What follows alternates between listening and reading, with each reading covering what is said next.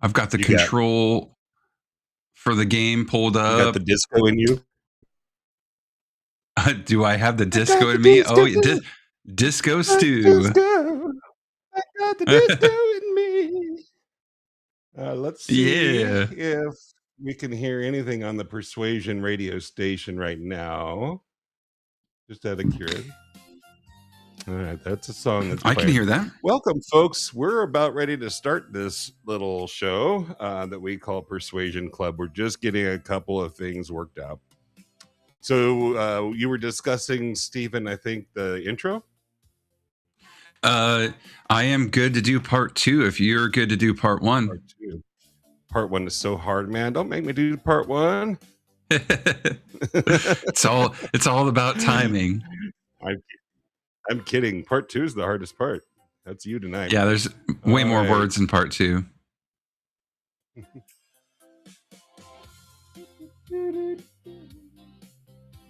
Welcome, folks, to the pre-show. We think that we have most audio issues wrangled tonight. We'll find out. Hey, I can see us live on Rumble. We're looking good. I think we have the makings of a show. Do you want to go ahead and get started? Let's do it. I feel like I'm forgetting something, though. Let's see. I can't think of anything. All right. We're going to go.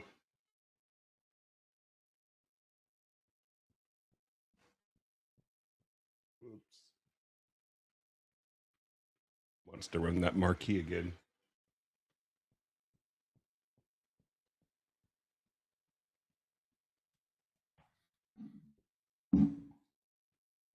All right, we should be getting a note down here.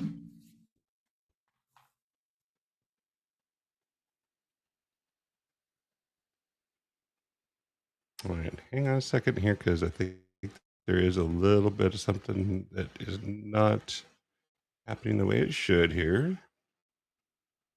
That's why we have a pre-show and we're just a tiny bit behind, but we're going to get it. Yeah.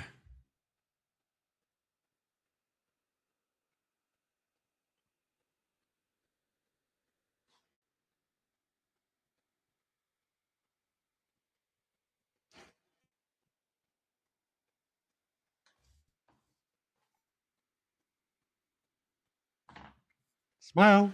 Right. You're on candid camera. Right.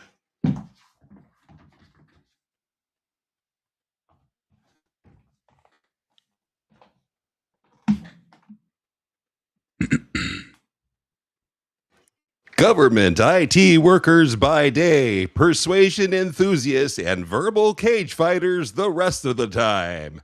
If you'd like to level up your persuasion game to godlike levels, grab your favorite stimulant and prepare yourself for the persuasion hit of the day. It's the Persuasion Club podcast, and it starts now.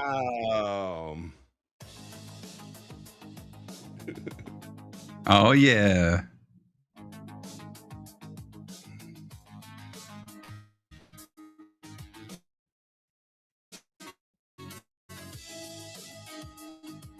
Hey, that's us playing our game. We're going to do a little bit later in the show. We were voting. Working the pyramid, building the talent stack, as it were. Welcome, everybody, to episode 28 of Persuasion Club. Hey, and it's my amazing co-host, Stephen. How are you, Stephen? Hey. Good evening, Kevin. Doing good. Thank you. I can't believe it's episode 28 already. And you know, that's about twice as many episodes as I did in my previous podcast that went belly up. Don't ask me any questions. I can tell you in the after show if you want. But okay. Yeah, but I feel accomplished.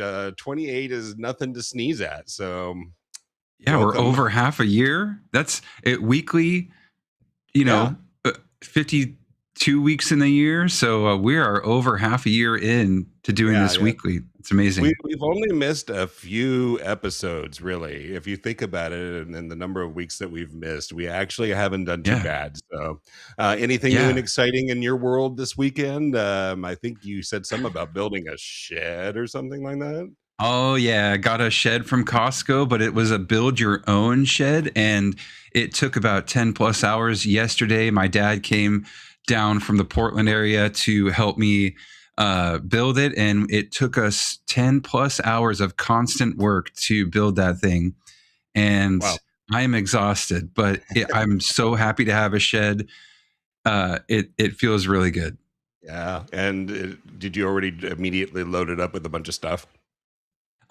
Well, okay, we finished when the sun was going down yesterday, so I was like, "Oh, I'll do that today." But then I woke up and I like could barely move any of my muscles, and I was like, "You know what? I'm going to do that on Monday." So, Yeah, and that's me when I haven't built a shed, man. So it's like I said, I had to do anything, and I'm in the same boat. So. did anything happen good for you this weekend? You do anything? Oh, a couple of exciting things here. So one of them was that I went to the movies in the park that we have here in our small town of Cresswell, Oregon, where my daughter, actually working for the city, is the one that did the movie presentation. Oh, So I'm so proud of her. She cool. actually turns 30 tomorrow, and so very Oh, yeah, happy birthday, nice. Heather. But yeah, and we Happy watched birthday. How to Train Your Dragon, and that was cool. Just nothing Great. more American than a small city, people getting together, watching a movie in the park. It was awesome. So yeah, Nice. yeah. That's And really then cool. just another thing that I made sure to put in my notes, because I got to tell you about this really serene, really cool moment that my wife and I experienced. We were out and kind of just doing as we sometimes do. We see a little ad in the paper about a house for sale, and it's like, that's kind of cool. Let's go by, take a look at it, and it's more Yeah. recreational. We're not really looking per se. So we go in, we check out this place and everything. And as soon as we pull up to the place, and then it's just in a really nice, serene kind of setting. And then this deer just walks right up into the yard and just looks at us and everything like that. And my wife's just like, Nice. oh, what a beautiful, amazing scene. And the deer is just looking really cool. And then it stops and it drops and it takes a big shit right there. Nice. Nice. Yeah, right. So Classic. I That's don't know if great. it's a sign. I don't. Yeah, whatever. But I digress. It's You asked me how I was doing. you're basically Snow White. The animals are so comfortable around you, they'll just take a huge dump. And Yeah, because right. Yeah. usually animals will do that in the presence of someone they trust, so that it's like, hey, I'm vulnerable right now. You got my back. So It was kind of cool because we were just looking and it's just like, oh, hey, Bambi, Bambi's like, oh, hey, back at you. All right. hey. It's a good time then for us to maybe go ahead and get into a little bit of business. Let's do How's the it. volume on that? It's a little low, but I can hear it. Low? A tiny bit low. I know earlier I said it sounded good, but all of a That's sudden it what I sounded want a to little make low. sure of. Our last show, it actually wound up being a little bit too low. So I could play it again at Yeah, yeah. a Let's hear it little higher again. volume and see how that works for you. Let's try that. Yeah. Um, Mm. Yeah, there we go. I like coffee. And I do too. Hey, that's a reminder. It's time for a sip. A sip to Scott. Subject of Cheers. our conversation this evening. mm. I'm drinking root beer tonight. What you got? I got beer. Beer. Massive Gravity Imperial Stout. Sweet. Yeah. Nice. Alrighty. Well, we said we would get right down to business so that we can kind of get on with the subject at hand. I wanted Yeah. to, first of all, mention our persuasion station. Persuasion Station. Music, ideas, persuasion. Radio.persuasion.club. And check it out. Now featuring music from Akira the Dawn. And I spent a little time this week fulfilling a promise. Akira, I had mentioned that when his songs played on our station, that there would be a follow-up announcement that would play that says, check out Akira on Meaning Wave. I actually did more than what I said I was going to do. But yeah, it all does that now. You go to our radio station, anytime Akira's song plays, it actually gives the appropriate attribution. So Nice. and check it out though, because you do you asked me what I was doing this weekend, and one of the things is I was actually doing a little hanging out with Akira the Dawn, sort of, in a way. He does those little well, I don't call them little, but they're or shouldn't call them little, but he does these things where he comes out and can we release 300 songs in the next year? Does a live DJ kind of thing. Cool. Check this out. Do we have that many in the vaults anyway? I don't know. We're at Persuasion Club. Here's to use them Appreciate you. to obtain maximum results. Same thing in life. Same thing in life. Same thing in life. So that's a thing. If you like Akira's Nice. music and stuff, check these things out on YouTube. Just go find Akira, and then yeah, I know. you could right? I just would write pop that. up $20. I By the way, gave thank him a you for Jackson. the Same thing in life. Nice. Try to show Same thing in life. support and stuff like that for Akira. So That's really cool. let us play his music. Life. Here's to I'm gonna turn that off because I was gonna play forever. I think if I didn't stop it, but yeah, Akira the Very Dawn. cool. Yeah, Nice. I'm so glad that he's allowed us to play his music on our station. That's pretty neat.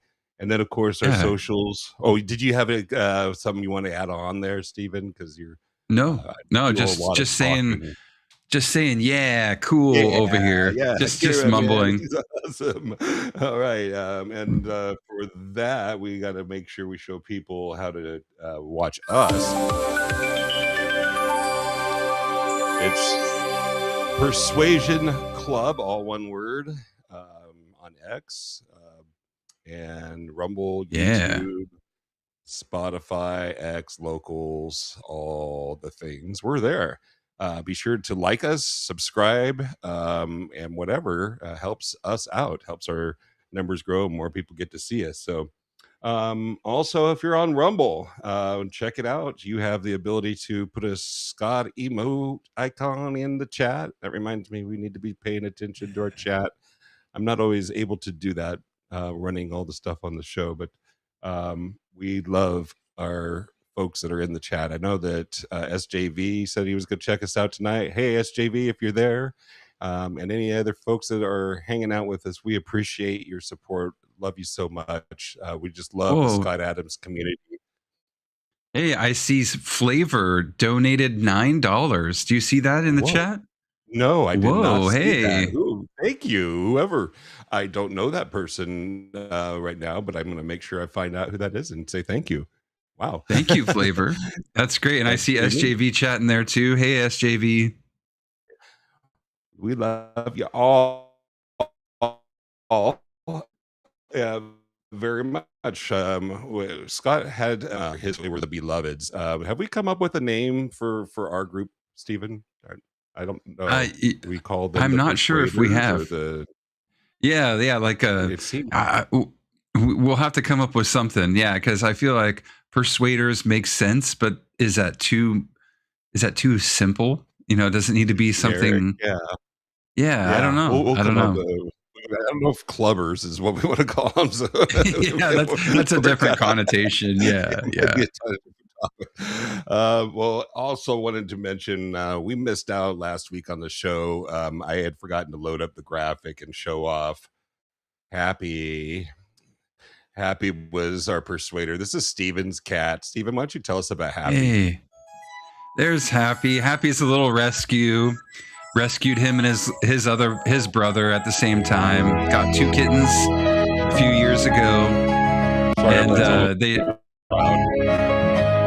yeah, I can definitely hear that nice, wonderful music. But it's Happy is an orange cat, typical orange cat. He's very crazy, very energetic, but very loving. So Happy is a good boy. I love Happy. Yeah. Happy, I think, was the one that I was petting the other day when I was over. I think. Yeah, he's been getting more social. Now that the baby's here and there's a lot of people visiting, he's definitely getting used to being social. So, yeah. Well, people think that this cat thing that we're doing with the persuasion stuff, I don't know if they really think this, but I'm just wondering if they do, like if it's just so that we think it's some kind of big gimmick, but we love cats. I mean, I have 3, Steven's got 5, man. So let's definitely show people at least how they can get their persuader into the show. It's really super easy.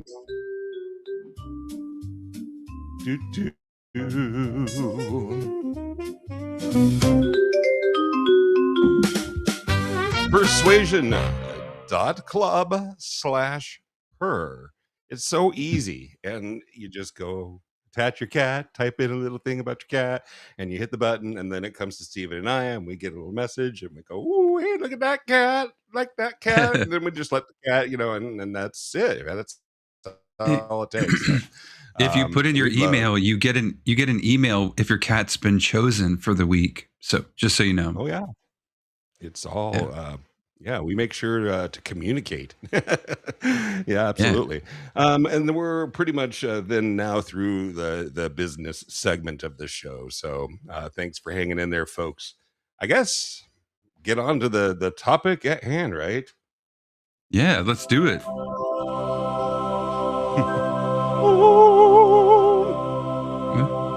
It's Win Bigly, in case you didn't know. This is we're reading the 2nd edition. The first edition was actually narrated by Scott Adams. The second, and if you're doing the audiobook, that is. 2nd edition was narrated by a different person, and he does a great job. He's not Scott, but he does a good job. So sometimes I jump back and I listen to the first edition just so I can get the Scott vibe, if I need to. But anyway, yeah.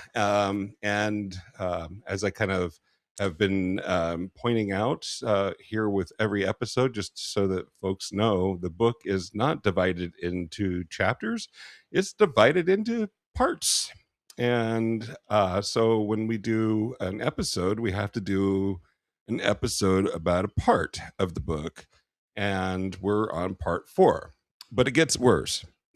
It gets worse than that because there's so much meat in these parts of the book. We have to break it into, you guessed it, parts. So we are on part 4 of part 4 tonight. And not only does that confuse you, but next week, because we won't be able to finish it tonight, next week we will do part 5 of part 4. So try that on for size. How about that? Yeah. Okay, Stephen, we talked a little bit ahead of the time. We were kind of actually almost going to give it away, and we just slightly mentioned last week about Godzilla.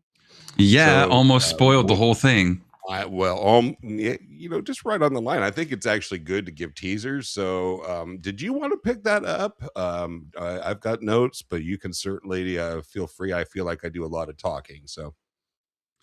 No, I just, I really, when I was looking through the parts of the book, of the audiobook, before I even got to this part of part 4, I noticed that the word Godzilla gets in the game, or does he? This kind of headline for this part of part 4. And I was like, oh, who's Godzilla?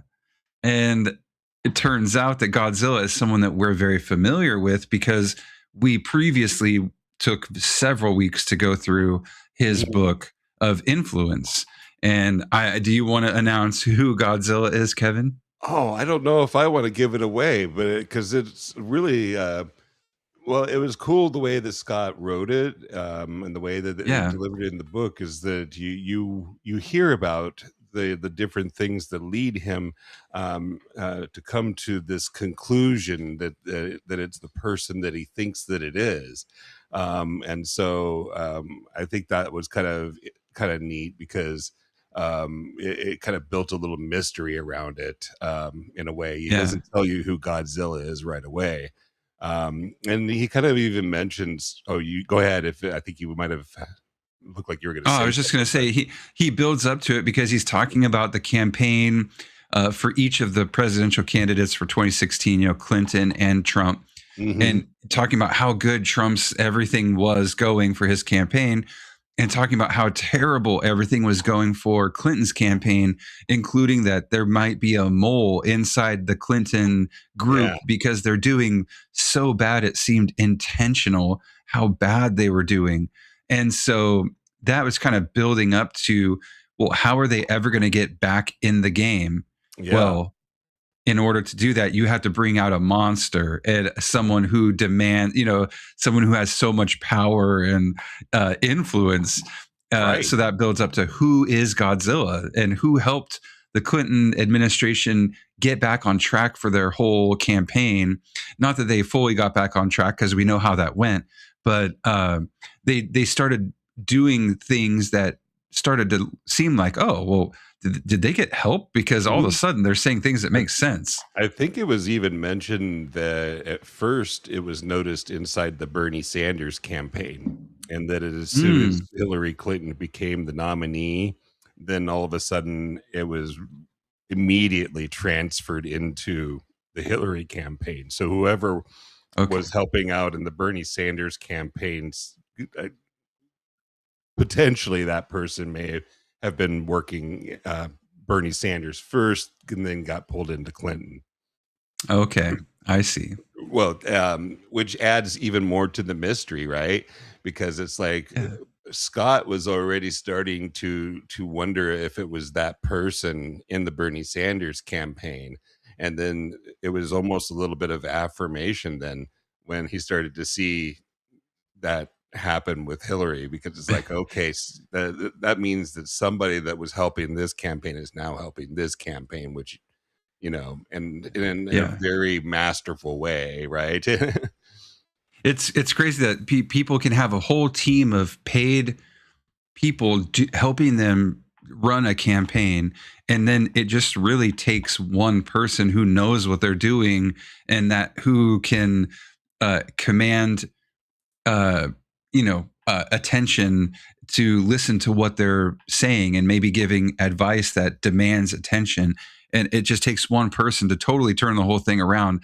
It's like, did they fire everyone else? It's like you have all these paid people that are driving your campaign into the ground, and just it's not connecting with anyone, and whoever it's connecting with doesn't really matter.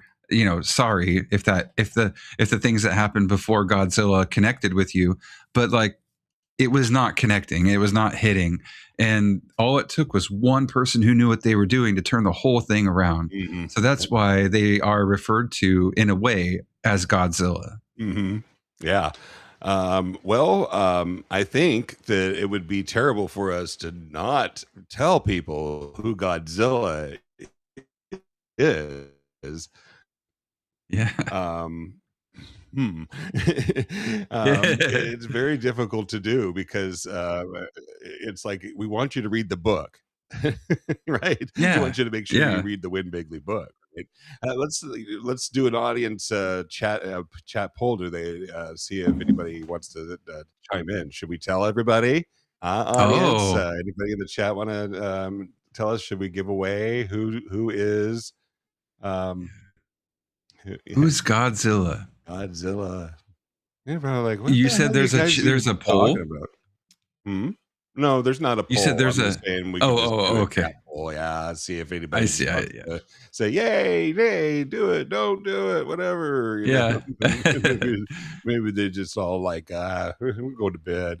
The Well, let's go SJV ahead and do it. What did said he say? something, but I think they're looking for the answer for sure. The answer. Okay, I'm going to let you do it, Steven, because I think that's. I'll give you the privilege. He's right behind you. Well, thank you. Well, yeah, the author of Influence, the Godzilla that's being referred to is none other than the one and only Cialdini, or I believe is it Robert? All of a sudden I'm blanking his first name, but yeah, Robert. It's Rob or Bob Cialdini. Yeah. Chill and Bob Cialdini. Who we know as a PhD in influence and persuasion. So, and so that's all unconfirmed, I believe. I don't think that there's been any totally like, but there's enough signs that kind of point to yes. I think that it would probably be a safe bet. So yeah, like Scott said in his book that they kind of had a relationship. He had a relationship with Cialdini, and to the point where he could have said that he wasn't the person helping out, but he didn't even say, he wouldn't say that he was, but he didn't say that he wasn't. So that led Scott to believe that he really, really was the one that was helping the Clinton campaign. Yep.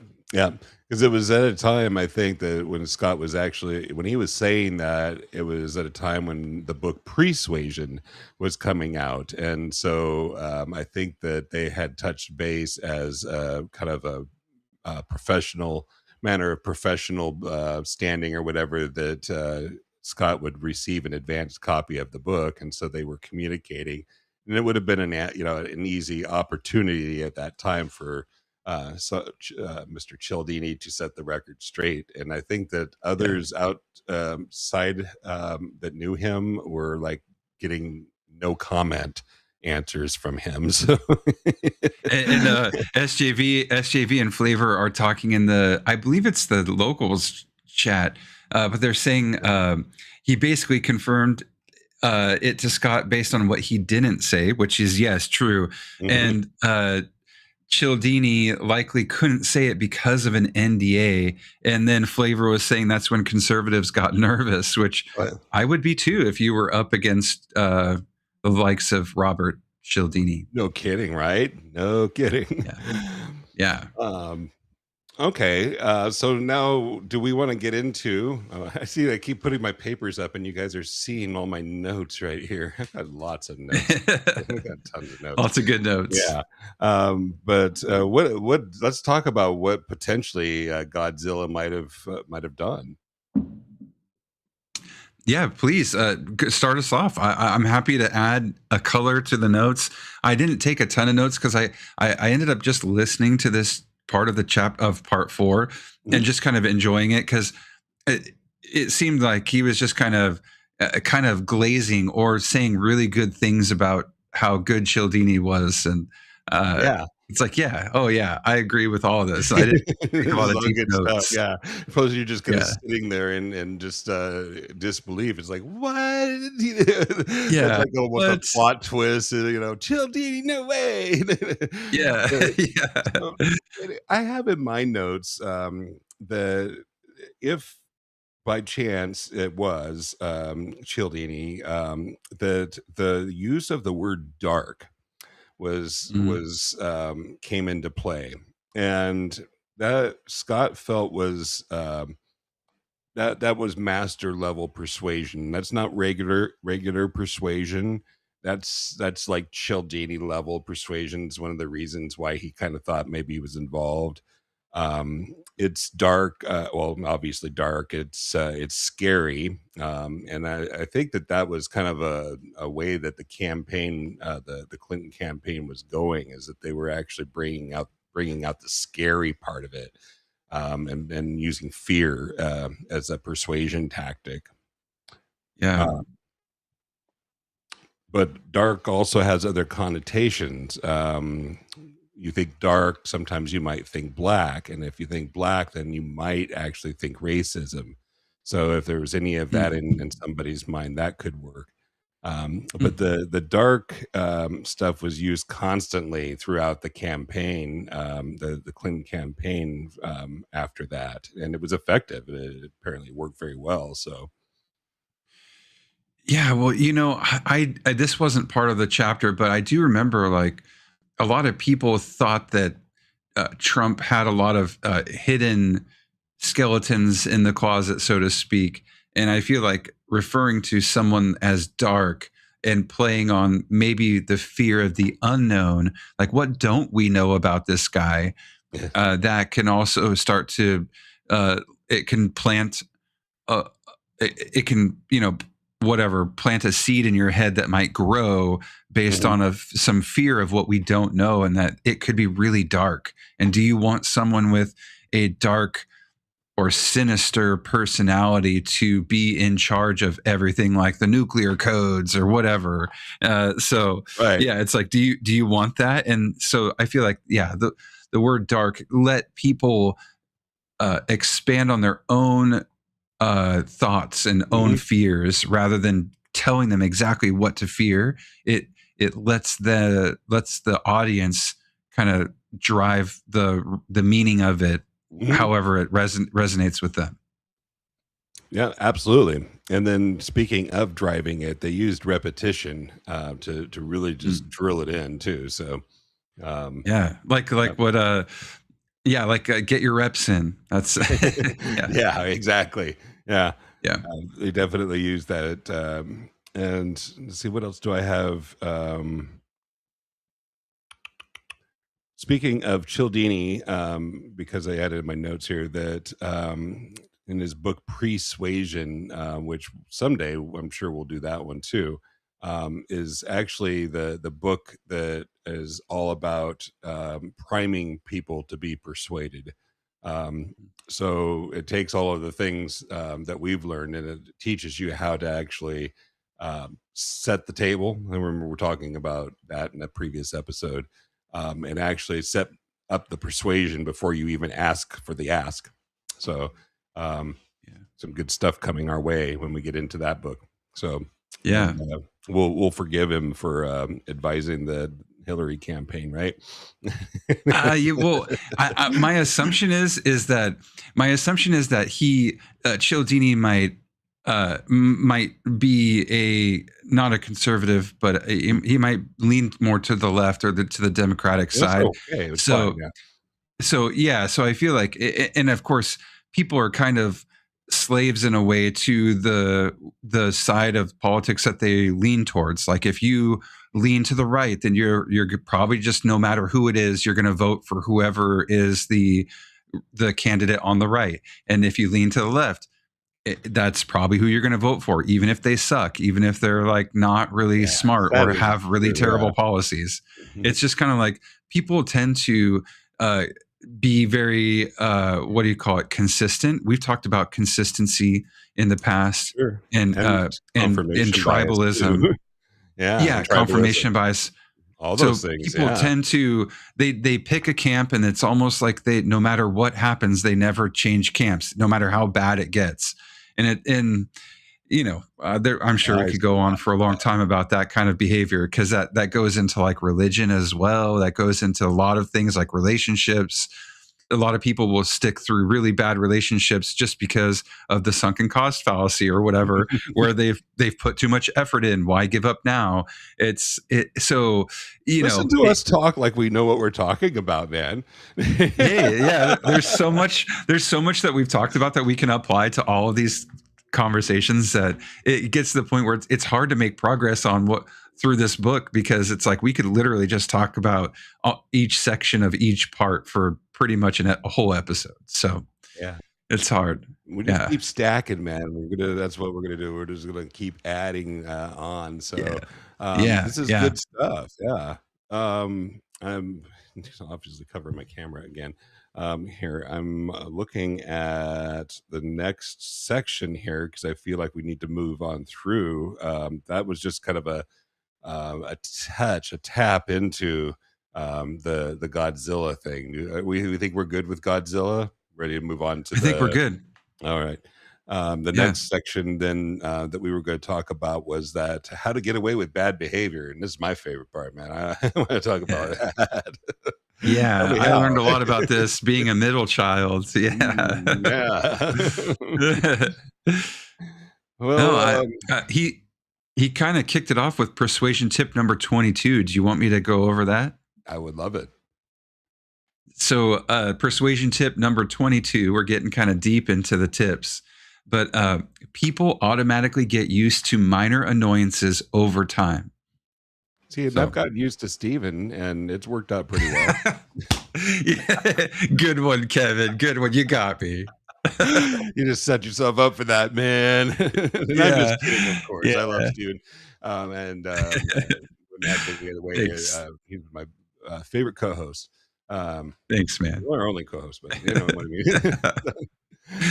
Yeah, that's true though. I mean, you eventually just that annoying noise in your ear, just tune it out. People live next to the railroad tracks. Eventually, they just get used to the train. You know.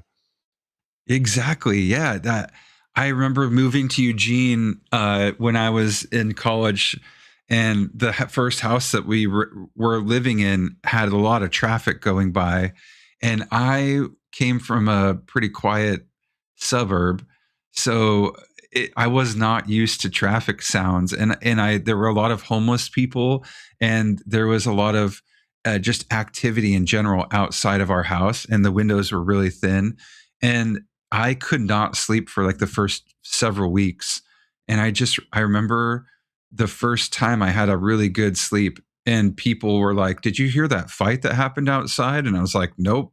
And it just I got used to those small. Well, for me they were big, but I got used to the noise, and to the point where I could peacefully sleep. And this kind of resonates with me in that way, where I've gone through, and that's just one example of things I've gone through that I got used to the point where you're kind of peaceful about it. It doesn't bother you anymore. So it reminds me of a guy that I used to work with who I went over to his house to visit one time, and it was in kind of mid-evening when I showed up, and then his young kids had just gone to bed, and the music was blaring. It was loud, and I was just like, "Well, your kids are in bed, man. You had to turn that down, you know." And he's like, "No, we would leave it that way. They just get used to it."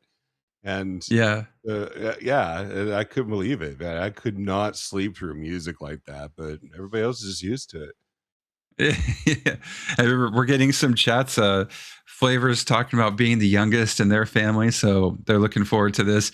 And SJV is talking about the How to Win Friends and Influence People by Dale Carnegie. So, but I would be happy to also make a plug for that right now.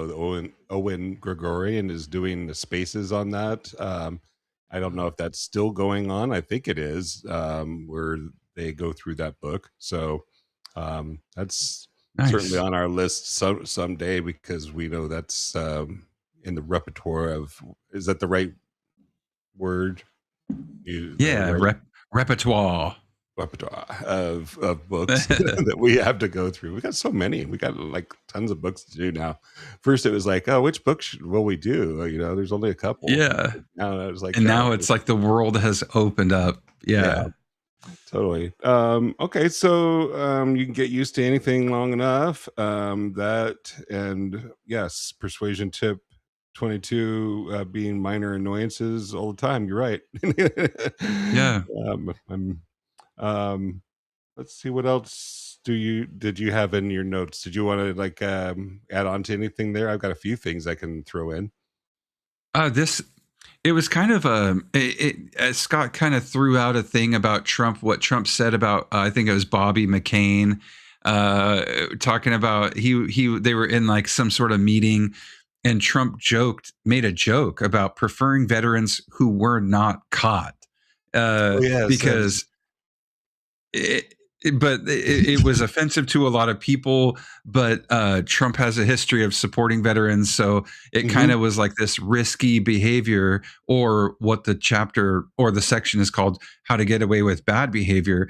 That was one of the examples that Scott used about Trump technically having bad behavior, because he made a joke about a veteran who was a prisoner of war, which is something you don't usually joke about.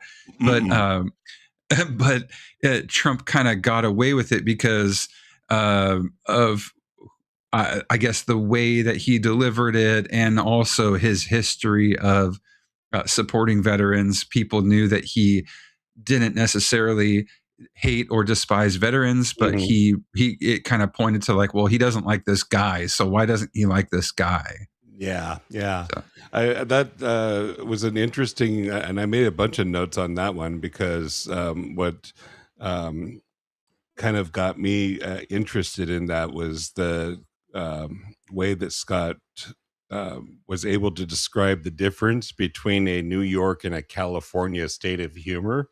yeah.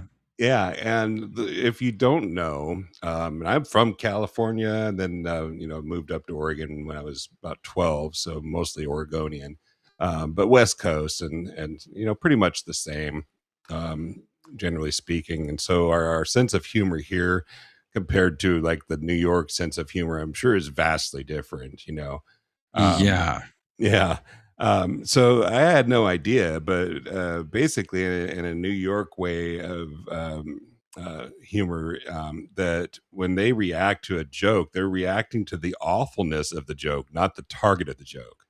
So it's just the absurdity mostly of the joke. And it's not like saying that so and so, and we're laughing at so and so. We're just laughing at the idea that anybody would do something like this, or whatever, Yeah. So that's standard joke formula, essentially, according to Scott, who happens to have been from that area. So he I think he lived in New York for a part of his life, so he knows the difference. I thought Yeah. that was kind of a nice explanation, because that gave me a little bit different perspective. When you think about Yeah. that, so it kind of makes like some of the things that maybe come out of Trump's mouth maybe a little easier to understand, because they're being delivered by somebody who's used to talking like a New Yorker, not like we talk, So Yeah. And I met that with a little bit of mixed acceptance and not, because like, you got to know your audience. So who's your audience? true. And That's a good so argument, actually. so it is risky. It is risky to have that kind of behavior, because you're depending on people accepting the fact that that's just how it is where you're from, but that's not always the case. And not all people will accept you just because you are the way from where it is, wherever you come from in the world or whatever. So it was a risk to make this kind of joke about a POW, Mhm. because, well, yes, Trump is a New Yorker, so his humor is a lot more crass and offensive, and like just like really like rough around the edges. Mhm. But he's expecting that people from like Alabama and from the South, who are like a lot more like yes ma'am and yes sir, Yeah. people who are a little less rough around the edges, maybe rough in different ways, like they're okay with having mud on their boots, but with the way they speak to people is a lot more respectful. So he took a huge gamble on the fact that that wouldn't totally derail everything he had built up to that point. So Either he and took a yeah. gamble, or maybe it was actually a misstep. I kind of wonder if that was Mm, maybe, like, yeah, accidental. let it slip. Um, maybe Yeah. just forgetting where you are, or forgetting, like you say, your audience or something like that. It's hard to say, but you're right. Yeah. It was either that, or it was a risk, and it may have backfired. It could have been a bad thing for him, and on other subjects that are more closer to voters' hearts and stuff like that. That could have been really bad. Yeah. Yeah. Yeah, for sure. All right. You. You had a really good point there, a counterpoint that I thought was good. I like that. I like it when we do that. And then the next thing I have on the list here, do you have persuasion tip 23? Oh, Yeah, I do. Yeah, that's the next over the note. camera again. I keep forgetting. I'm using this other little camera here because otherwise you would get this. Watch this when I just switch to this camera here. And I'm just like, Oh, you froze. I don't see the switch. Oh, there you go. There you go. I see it now. That camera there. Yeah, it just took Yeah, a yeah. second. Maybe that's a little bit better, but it kind of reminds me when I haven't watched the news on TV for so many years, but they always have notes that they're like tapping on the desk and they're putting down in front of them and reading from. Yeah. So it kind of reminds me of that, where it's like, we're talking news, man. So it's great. Yeah, It doesn't, news, it's not man. bothering me at all. I'm here, man. Yeah. We got notes. All right. Speaking of notes, I'm going to let you deliver persuasion tip 23. Okay, PT 23. What you say is important, but never as important as what people think that you are thinking. Ain't that the truth? Okay. Yeah. Yeah. Because it's like everybody seems to know what you're thinking. They're all mind readers, aren't they? Yeah. Well, it's like, you can say to someone in the middle of a huge fight, like, I love you, or, if you're fighting with your significant other, and they're like, that those nice words will mean nothing, because if they think that you're thinking something else, or that you're trying to get away with this, or try to distract them from the point. So no matter what you say, it's more important that what people are thinking that you are thinking is in line with what you're trying to do. And that is hard to control. That's a really hard thing to, if at all, that you can control. So I agree. It doesn't feel like you can control anything like that, especially like in the moment. I think the only way that I could think of that you would be able to control something like that is over time, where you build a reputation to which people know your style. So yeah, if you're consistent over time, and maybe even do things like if so let's just this will be a big for instance. I'm just making this shit up as we go here. But let's say for instance that somebody comes and they start sharing some gossip with you about a coworker. And if you just say, hey, I really, is that substantiated? Do you really know that or whatever? It's like, no, okay, that sounds like just a rumor. I don't want anything to do with that.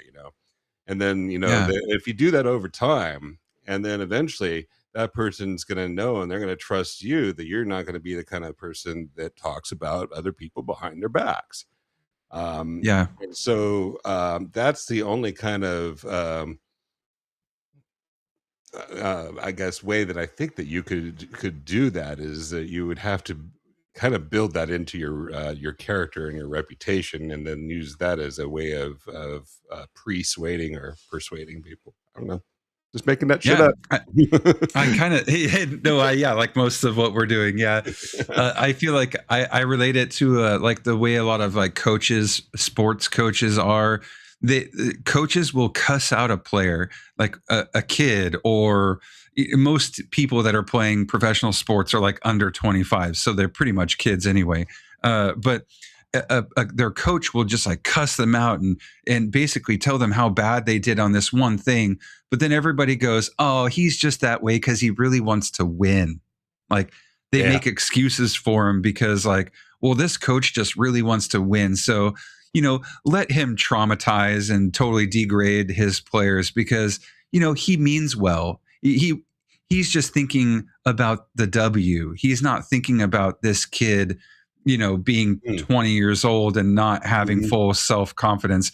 He's thinking just the W for the team. So people will make excuses for you if you have built up some sort of reputation, you can have these moments where you have a lapse in judgment, or you do something that was way too risky or just a huge misstep, and people will make an excuse for you because they think, well, he means well. Yeah. Oh, So, yeah. and that takes a lot to build up, because some of these missteps are huge and should be totally like crumble the whole Right. empire you've built, kind of thing. Yeah. So, but if people think that you're thinking something more positive than what you're showing, it can really save your ass when you've, hopefully you've built up enough confidence in the people that are hearing you for them to almost make an excuse for you. So True, and you can actually even make a little bit of a withdrawal from that trust account, so to speak. And it's one of the things that they talk about in the speed of trust is this whole idea that you're building up this trust account, and that some things will add to and take away from that account, so to speak. And don't take out too. Don't what do you call it? Overdraft your account. Don't put it on the line. Yeah. All right.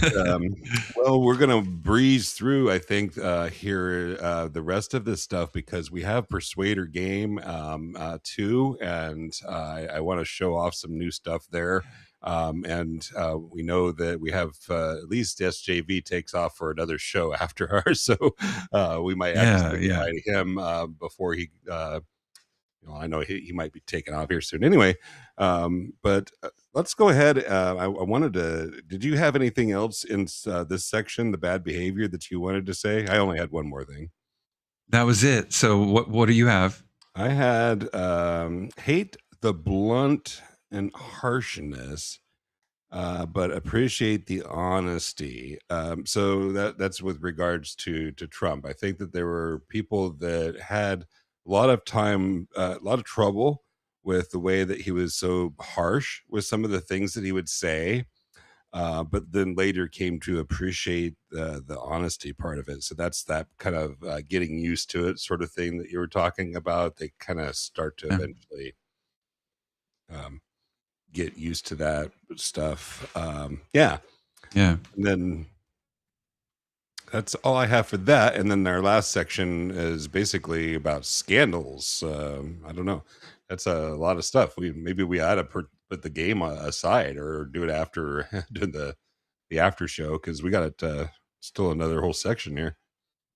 Do you want to go over the scandals, or do you want to do the game? I could do either. I didn't take any notes for the scandals section. I have notes on every section except for scandals. So, but I'm happy to bounce off ideas or from what you're saying, if you're okay leading through scandals. We could throw scandals into the next show, or I got quite a bit about scandals here. I don't know that I'd want to go through it too fast, and that'll give you a chance to check in on it here.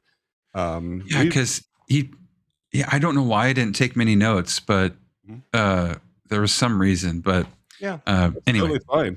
I think that we could have, because we've talked for a long time now. I think a good 40 minutes or so about this, and it always seems like a good enough amount or chunk of time for me before I kind of start to wear out, and then I kind of look forward to a little gameplay or something like that. So let's do that. Let's stick a stake in it, and we'll come back.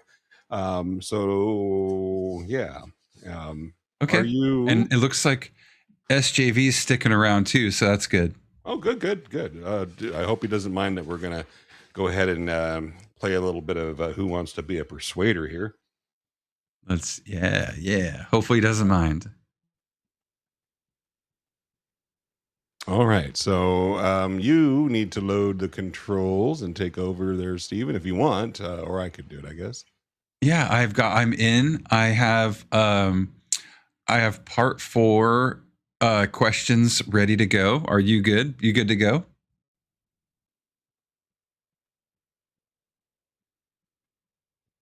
Oh, can you hear me? I can hear you. Okay. All right, loading in.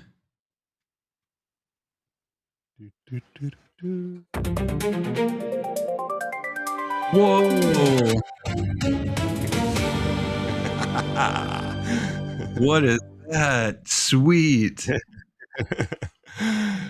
We got tunes.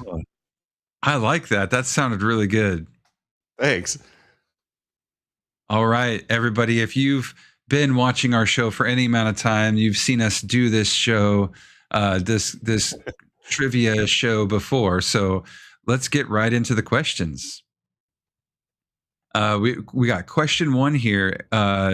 Expert read. Adams treats the running mate as a visual and tonal comparator for the top of the ticket. B, a replacement for all slogans. C, a policy appendix nobody watches. Or D, irrelevant in general elections. What were you going to say there? What was that? I almost made a huge misstep in the word there. A huge one. That's too funny. That was a wordplay. That was a tongue twister there. Yeah. Regis, I think I will go ahead and offer my answer. I don't want to take away from anything that you might say here, but I would say A looks like a good contender, a visual and tonal comparator for the top of the ticket. Yeah, I do agree. I feel like the running mate or the vice president, so to speak, right, is the one that, you know, they're there to kind of create a comparison and not necessarily be the brightest shining star. So, yeah, but let's lock it in. You don't want them to be, yeah. Yeah, you don't want them to be. I think we got that one, Stephen. What do you think? Whoa, that was a great sound. That was very, yes, triumphant. That's a green. That's a yes. We got that right. All right. I like it. Okay. Question number 2. Everyday marketing parallels exist to show association is A, illegal in most states. B, a general human default. What was that? It just takes a little get used to those sounds, I know. Yeah, it's going to be distracting for a minute, but it's good. B, a general human default, not a Trump-only hack. C, always weaker than contrast. And D, unrelated to logos. So everyday marketing parallels exist to show association is what? Was the question. Everyday marketing parallels. Yeah. I think C is probably the answer because almost all of the other ones don't. Or wait a minute. Maybe B, a general human default. Because I think it's normal for people to make associations. Isn't that right? I mean, it is interesting that it is the more words the answer has, usually the more I lean towards that being the correct one. Yeah. I do like C. I like that association is weaker than contrast, but sometimes those things go hand in hand. So maybe that's not the comparison to make. So, well, isn't association basically the opposite of contrast? Yeah, because you would associate this to this instead of saying, "Oh, that's different than that." So, yeah.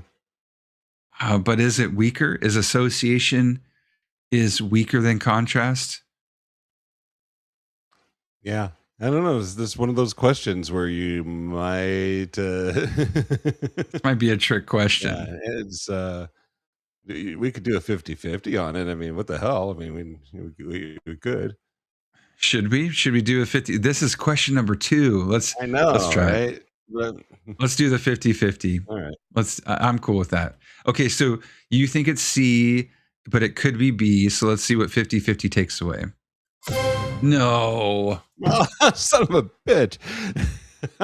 50-50 took away A and D, so it left us with the ones that we think it could be. So that didn't help. I do see someone put in chat. Flavor put in B, and SJV put in C. So we are still screwed here. We're still, wow. Even the crowd is 50-50. Yeah. Because we're just going to get the same answer. Okay. Everyday marketing parallels exist to show association is a general human default, not a Trump-only hack. Or I think association is always weaker than contrast. I don't like C. Okay. I think we should go with B, because I don't think the goals of marketing is not to show that something is weaker. It's always to show that something else. So other than that. So I think B is good. Are you good with that? Gonna have to be. Let's do it. Let's see what it says. Yeah. Hey. Okay. Good deal. All right. Man, that was tough. With SJB, we would have been host. Oh man, hey, we got that was $2 tough. right now. We got $2. Okay, let's get 3. Question number 3 for another $1. MAGA versus personal loyalty slogans is a fight cover. It's a fight over. Oh, sorry, a fight over A, RGB hex codes only. B, debate moderator homework. C, VP Senate tiebreak trivia. Or D, which public identity store voters wear? I think this one's a little easier. Yeah, I think this is. Do you feel the same, D? Are you good with D? Yeah. I'm good with which public identity story voters wear. Okay. Let's check it out and see if we can win $3. Boom, boom, boom. Oh yeah. Hey, I'll show the ladder. Okay, so we are through the first 3 questions. That's $3. It's enough for we got $3. Let's go to the next question, number 4. First part weighting plus percussion makes a line. First part weighting plus percussion makes a line. A, easier to chant and remember under noise. B, immune to all parody. C, unrelated to contrast. And D, a binding legal promise. First part weighting plus percussion. Yeah, you think about it whenever they do a little chant out, at a protest or something like that, and they'll come up with some, easy thing, Yeah. I don't know, but I've been told. Bop, bop, bop, bop, bop, bop. Yeah. And then you get a catchy beat to it or whatever. So easy, but yeah, I think it's A. Yeah. Oh, with that in mind of what that even means, that A totally makes sense. It's easier to chant and remember under noise. Boom, boom. Yeah. Great answer, Kevin. Great answer. Okay, moving on to question number 5. Health story oversharing in campaign mainly risks A, perfect VP predictions. B, automatic humanizing with no downside. C, eliminating bathroom humor. And D, fusing the candidate with the illness of voters' minds. Yeah, that's it right there. It's the only answer. Health story oversharing. So like when people are talking about their doctor, actually, what? Yeah, I don't want to get that example wrong, but when people are talking about, their health is at risk, and Yeah, Anyway. yeah. Or even if you have a bad cold or something like that, and if you were to start oversharing about a bad cold, then all of a sudden you're just going to think of that person as being sick. You know, they're always sick, or I don't know, something about that. I think, but yeah, I think D for sure is a. Okay, let's lock it in. Nothing but Hey, winning here on Persuasion Club. W after W. Yeah. I like that SJV and Flavor are getting in on this. So thank you both for Yeah. chatting away. This Love is it, good. yes. And Flavor, we didn't answer like what does first part waiting mean? Oh, And I think it was like weighting, like the weight, not in pounds or ounces, but like heavier weighing a saying on the front end to try and make it catchier or something like that. yeah, like so if the saying has a couple lines to it, like I don't know what I've been told, government workers ain't got no soul. Yeah. See, I've heard that before. part, the weightings on the second part because it made you laugh, right? Government workers got no soul. You know, so you don't want to do that. You want to put your weighting on the first sentence. Yeah, I think is what that means. Good one. That was a good one. Okay, question number 6. Invisible variables explain weak vice president forecasting because persuasion models miss what? Do they miss all slogan testing? B, every contrast move on Earth? C, the existence of running mates? And D, private scandals, chemistry, and willingness surprises. Invisible variables.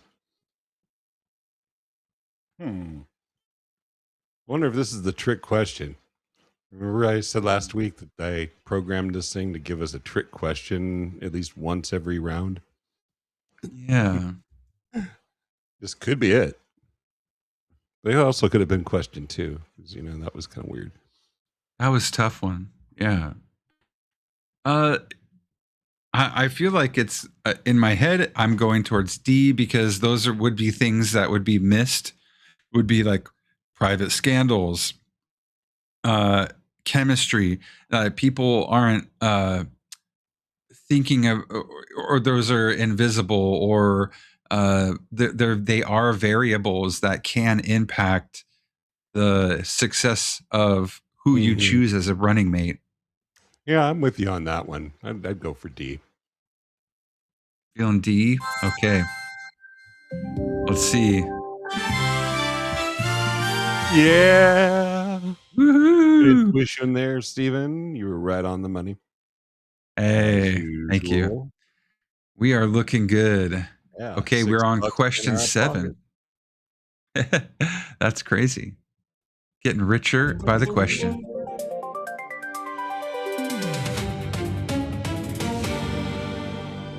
Ooh. Okay, question number 7. Imagine President Trump's style language works because readers A, must fact check before imagining, B, instantly lose all confirmation bias, C, rehearse the presidency as already plausible, or D, only parse past tense verbs. Whoa. Ooh, that's a weird one. What kind of answer is that? Now, what do you think about this? I have one I'm leaning towards, but what do you think? Let me see here. Imagine Trump style language works because readers.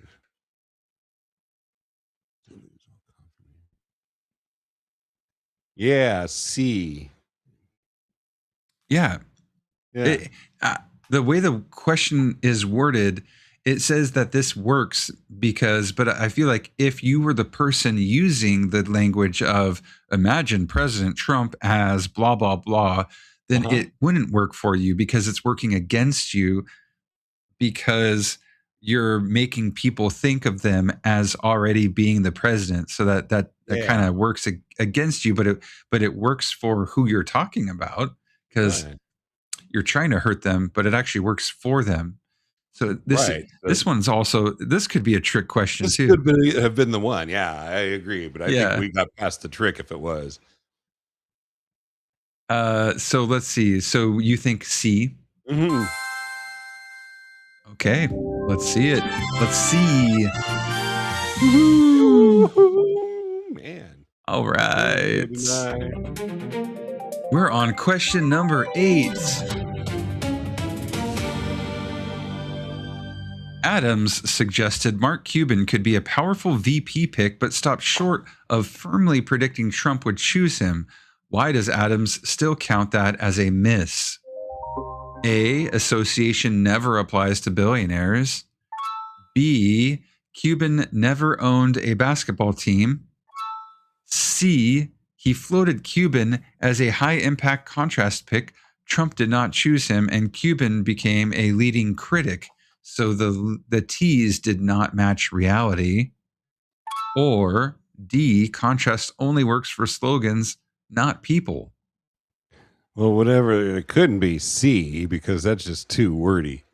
Which I'm joking, because it's exactly the answer. Yeah, this one is not hard at all.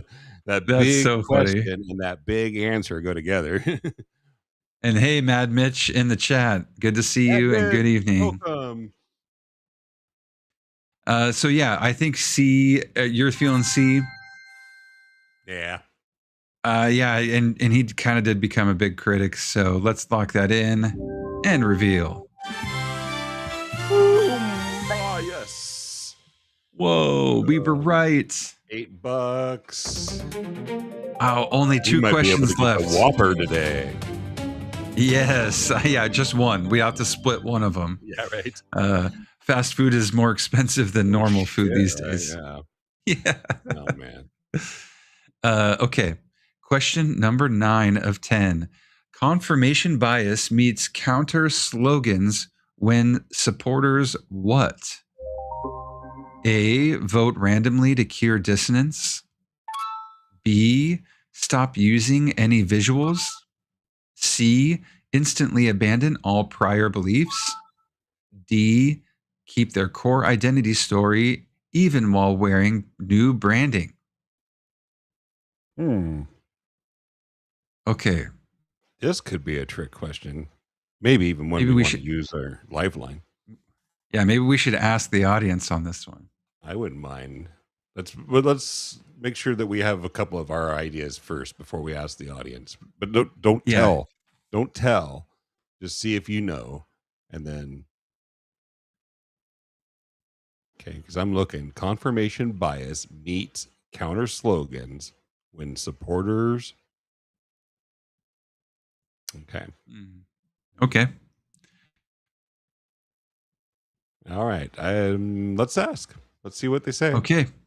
Let's see if you're ready in the audience. If you have the ability to open a new tab, we're going to use the lifeline for Ask the Audience. This is where you get to vote. And there is a website where you get to vote. And that is up on the screen. It is also, I'll say it out loud for audio listeners, vote.persuasion.club is, you can go there, or you can just go to persuasion.club, the website, and you can find the voting that will be happening on that website here in a second. I'm going to give 90 seconds. Vote.persuasion.club. You're going to be given the ability to vote for A, B, C, or D here. And I'm going to start the countdown and read the answers again. So we have, you can vote now, but confirmation bias means counter slogans when supporters, or meets counter slogans when supporters what? A, vote randomly to cure dissonance. B, stop using any visuals. C, instantly abandon all prior beliefs. Or D, keep their core identity story even while wearing new branding. What do you think? If you have the ability to vote, feel free to give us an idea. And yeah, Mad Mitch, I'm not sure about this one at all either. I have an idea, but do not feel confident about my answer here. We got one vote. Hey, just one vote. So we know it's working. We don't have any sound effects on Vote? this one yet. Oh, okay. I was going to say, Kevin, did you record your own voice for the sound effects here? Sounds good. I can just do this.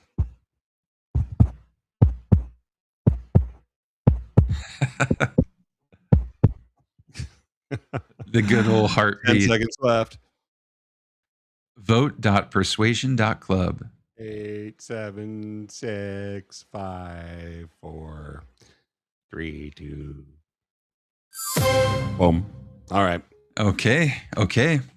We've got So it looks a like, vote for D. and that's what I'm leaning towards. That's the one I was leaning towards as well. I think since we got a participant vote to throw that in there, we should lock it in. Do it. All right, let's do it. Oh, hell yes. Oh, yeah. Thank you, whoever audience member. You helped us get our $9th. Thank you, SJV, who took the ownership on voting there. Thank you. Thank you. Thank you.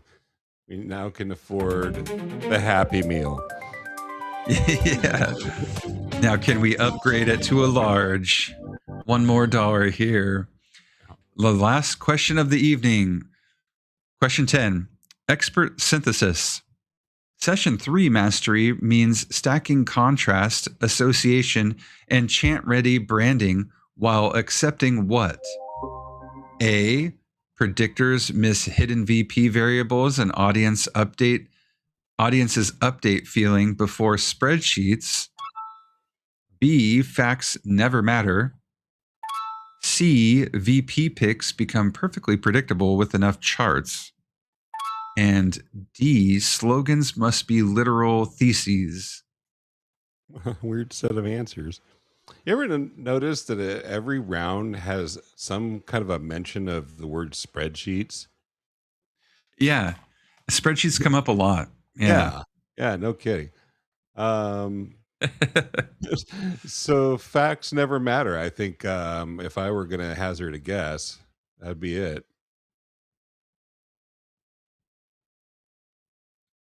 Because that's what you're doing. You're basically saying that contrast, association, and chant-ready branding is basically king over facts. This is interesting because that would mean the least amount of words is the correct answer here, which is usually the opposite. Maybe that's the trick. I'm willing to go with you though, because that has come up. A theme that's come up before is that facts don't really matter in a lot of these situations. Yeah, absolutely. So, let's see if can we win. I'm going to reveal the outcome. Let's see. Oh no! What? Son of a bitch! Oh man! The last question. No. The answer was A for those that. You man. missed the lovely words on the screen. It says you're fucked. Yeah, it went red, hard red. Oh man! The last question. We had $9 and we just lost it all. Okay, so the answer A: predictors miss hidden VP variables and audiences update feelings before spreadsheets. I would not have guessed on that one. Spreadsheets got us. Got us, man. Yeah, they totally did. Oh, well, that's rough. You know what? We had a pretty good show, though. I have to admit it. I think that was fun. We made $9. We lost it all, but you know what? We're still winners. Just for right. We had a great crowd tonight. Thank you everybody for participating in the chat. That was really nice. Absolutely. And we'll go ahead and pretty much let everybody know this is the end of the episode, and we'll be doing a little after show afterwards here. But for this part of the show, we are done, and we'll see you next week for part 5 of part 4 of Win Bigly. Till then, have a great night. Thank you for being here.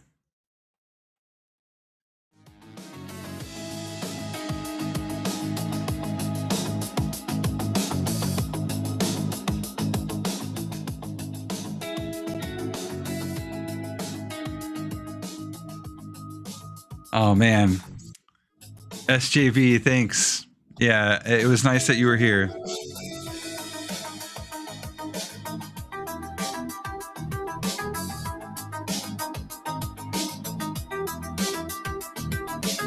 Be sure to come back next Sunday, folks. Yeah. We'll be here.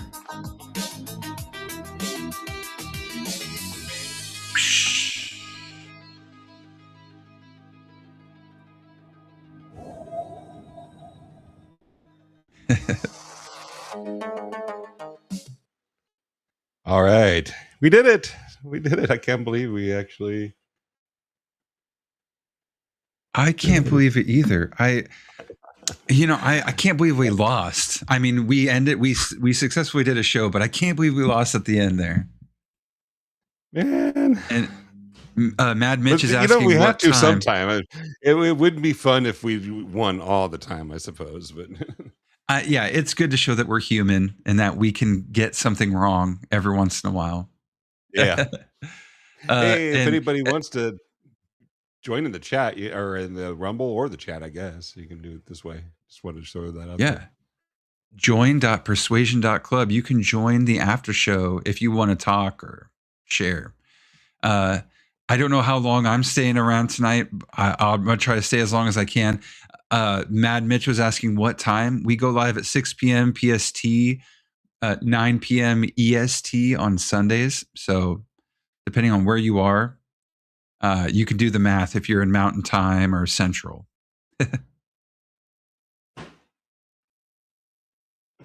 Okay, I'm going to refill my persuasion drink. I'll be right back.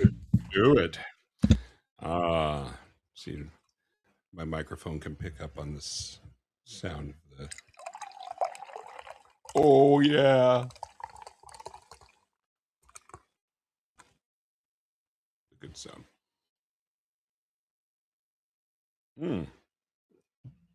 That is frosty cold root beer. It's just got a little bit of ice going there, but perfect for after show, man. Because been talking way too much. How are you doing, everybody? So glad that you're hanging out with us tonight. Put a little music on if I can.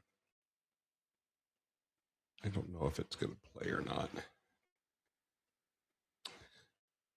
Some things work as expected, and then other things just refuse to work. All right. Got a little bit of drink as well. Excellent. Trying to get our radio station up here, and it's not wanting to play, and I'm not sure why that would be. Hey, the craziest thing happened last night. Yeah. Built the shed. Let him in. Oh yeah, go ahead. Built a shed last night.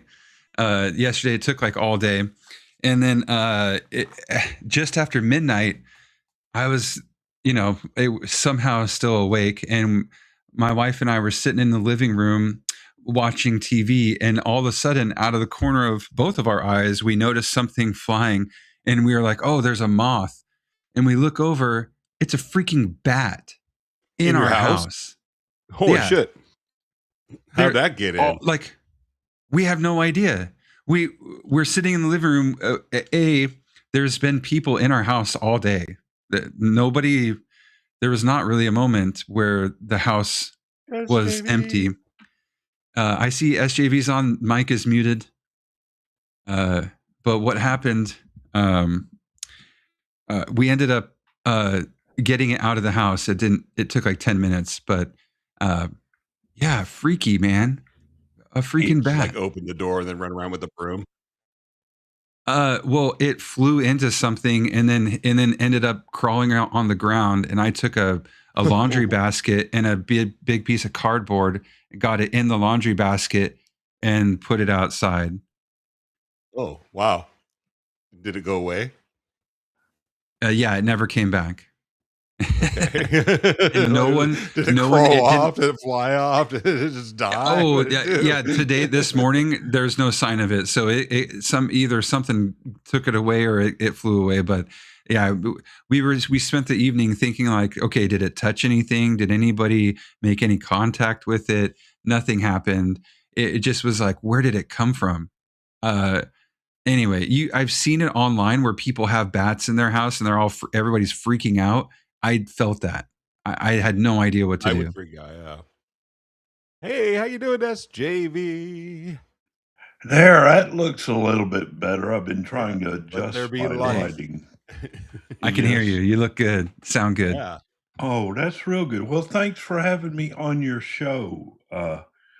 Totally. to come It's by our and- privilege, man. Come on. What are you talking about? Well, y'all the ones that forced me into the broadcasting world with a dirty trick by Marcella. So I was like, hey, I got to show Watch some. out for that Marcella.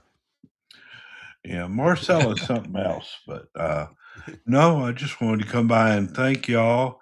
And I do have another show I was going to do tonight, but they waited around too long to send me the invite. So, Oh, so y'all That's too took bad. precedent. Yeah, as soon as I Good for us, joined bad this, for them. yeah, as soon as I joined this, I noticed. Okay, now they decided to send me the invite. now Oh well, you gotta go. Yeah. You gotta. That's totally cool. It's whatever you need to do, man. yeah. Sorry, I had to like totally hose y'all on your game there, though. I could not believe the numbers I missed in that one. I really. Oh, really? It's tough. It's the questions were tough tonight. Yeah. They're much better though. They were much more interesting. I mean, the last time I did this, it was like I think I missed one, but I was unsure between two answers. But this time, I think I missed about half of them. So Oh, wow. yeah, Yeah, I have create those using Chat GPT, and I had felt like we were getting too easy of questions. So I told it, I said, make them hard, like really, and throw in a zinger, in there. So I feel like they got better quality. yeah. Sorry, I didn't put the clean shirt on. I hope you like my U-neck. Don't worry So about it, man. it's pretty. Are we all in our cleanest shirt right now? No. I'm lucky I actually even had a chance to clean myself up before the show. I was way too busy getting Yeah. ready. I'm impressed. I'm pretty much, yeah. I'm impressed Go for with y'all's setup with the website. That's pretty darn cool, man. Thank you. Thank you.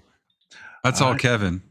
Well, that is neat. I did notice when I did the poll one or when I did the join one, at first it didn't want to connect, Oh, okay. but it was like give it a minute and then suddenly it boom.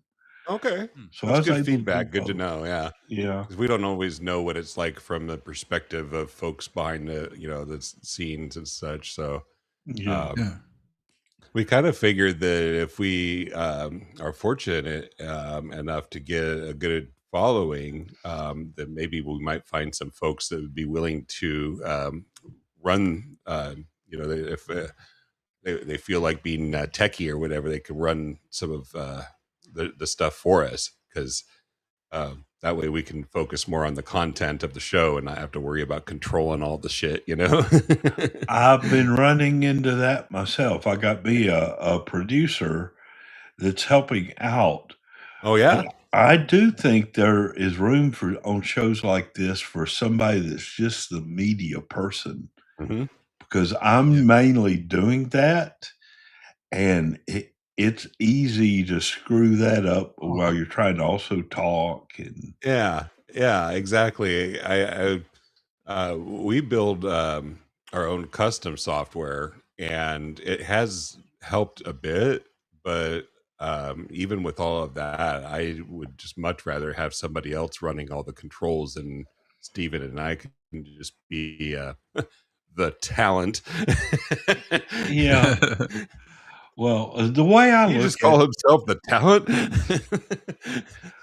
well, the way I look at it, I want to learn how to do all of it. So on my show, I don't really care how much I talk or other people talk, or it doesn't really Yeah. matter to me. But it's a different kind of format. But I just love learning how to do new stuff. So really doesn't matter to me what I'm doing during the show. Yeah, yeah. I think that's kind of for me anyway. This show is a way for me to um, express my creative side and you know have fun. But I think one of the best side effects, though, if I'm going to be honest, though, is that just meeting so many cool people like you, man. I just, Boy, I I got never. everybody fooled. So You're cooler than you think you are, there, man. I think you're kind of like a uh, low key celeb. I think. crazy old man comes closer, but Yeah. but no, it's just an amazing world that we live in now, where if you're able to learn how to speak skillfully and respectfully, you can talk to a lot of famous people out there, and it just blows my mind every day. I mean, I'm seriously honored to have been able to talk with, uh, I mean, politicians, celebrities, Yeah. and I'm like, I'm just some old dude living in the woods by myself, 3 dogs. How the heck am I doing this? But it's just learning how to speak respectfully, respect other people's time, and it's amazing what you can do Yeah. online. So Especially like if you don't go all gaga over people, that's what they don't want. They, that because that's when it gets weird and uncomfortable, right? So if you can just treat somebody like any other person, then you're ahead of the game. yeah, no, that's it. I don't ever go talk to some celebrity and say, "Oh, I'm your biggest fan." All this blah blah, kiss their butt. Yeah. I don't even intentionally come up with a question. If I'm watching a show and I'm like, I want to know about this, I come up with the question. But I'm not sitting there saying, I've got to get me a question so I can be on the show. No, if I don't have a question, I'm not going to be on the show. So, Right. So you uh, don't do something just to do it. You actually have to have some purpose. yeah, exactly. Yeah. I think that really helps. Mhm. It also helps me to always assume I might be wrong too. That's a good thing. Yeah. I've started to learn that it's better for me to assume that I'm probably wrong. Yeah. More than likely, I'm wrong. How? Tell us a little bit about your show that you're doing, the rants, because I get up in the morning. I'm just on the West Coast. I miss your rants, so it's hard for me to even get up for the this coffee with Scott. Well, it's got where they start at 9 o'clock every day. But my producer handles the first 30 minutes, and I take control for the last 15 minutes. Oh, really? Okay. Yes. But that's just something that started about a week ago. I don't know how the heck I got a producer. And my producer used to work for CNN. How She, awesome is that? yes, and she's worked for TV stations. She's wrote a book, and I'm like, why the heck is she helping me? I ain't wrote no book. I've never been on TV before, but she's a wonderful lady. Her name is Kim Underlines, and she has just made wonders of differences in this show. But now we're getting where we interview people. I mean, Oh, uh, okay. So you're becoming like serious talent here now. uh, sort of, Yeah. You but know, I think I know what it is though, but you have a certain charisma, man. That's what you got going for you. So just lean into it, man. You got it. maybe so. It just blows my mind though that I mean I talked to a guy that's a lawyer up in New Jersey, New York the other day. Smart guy. I mean, and I'm just this dope old ex-engineer living in the woods. It, you might even think of having some of my guests on if they want to go Yeah. on. Most of them so far have been regulars you would see on the after party. I'm not Okay. intentionally going after them. I'm also trying to attract people from X. Mhm. But the thing with people on the after party is we've got a lot of very skilled I've noticed that. speakers on there. Oh yeah. Yeah. Whenever I've been able to join, I was just like, wow, this is quite a group of people. Yeah, And it's a pretty large group of people, really. yeah. But it's been an amazing experience. This new format's only been going on for about a week, and it nearly killed me because my producer said I'm supposed to make things easier for you, and it made it much worse because I got so many more new ideas of things we could do. Uh, Uh, I even tried to relax the other night. I don't have time to watch TV in general. So I yeah. said, okay, I'm getting away for this for just a little while. I'm going to go watch me an episode of Monk. Right. And I get to a part where Monk says, it's a blessing, but it's a curse. And that's exactly what this last week has been like. 'Cause I got amazing things happening. I can do a whole lot more, but I'm like, how in the world am I going to do all this stuff? You're on a ride, man. I think that's what's happening is like you're on a ride and you better hang on and not let go because it's taking you places. Yeah, well, I'm just blessed to have a lot of wonderful people associated with me now. Uh, uh, my producer can't do the weekend shows, so now we've got somebody to do the Saturday show and another person to do the Sunday Oh show. wow. Saturday show is going to be done by Sean.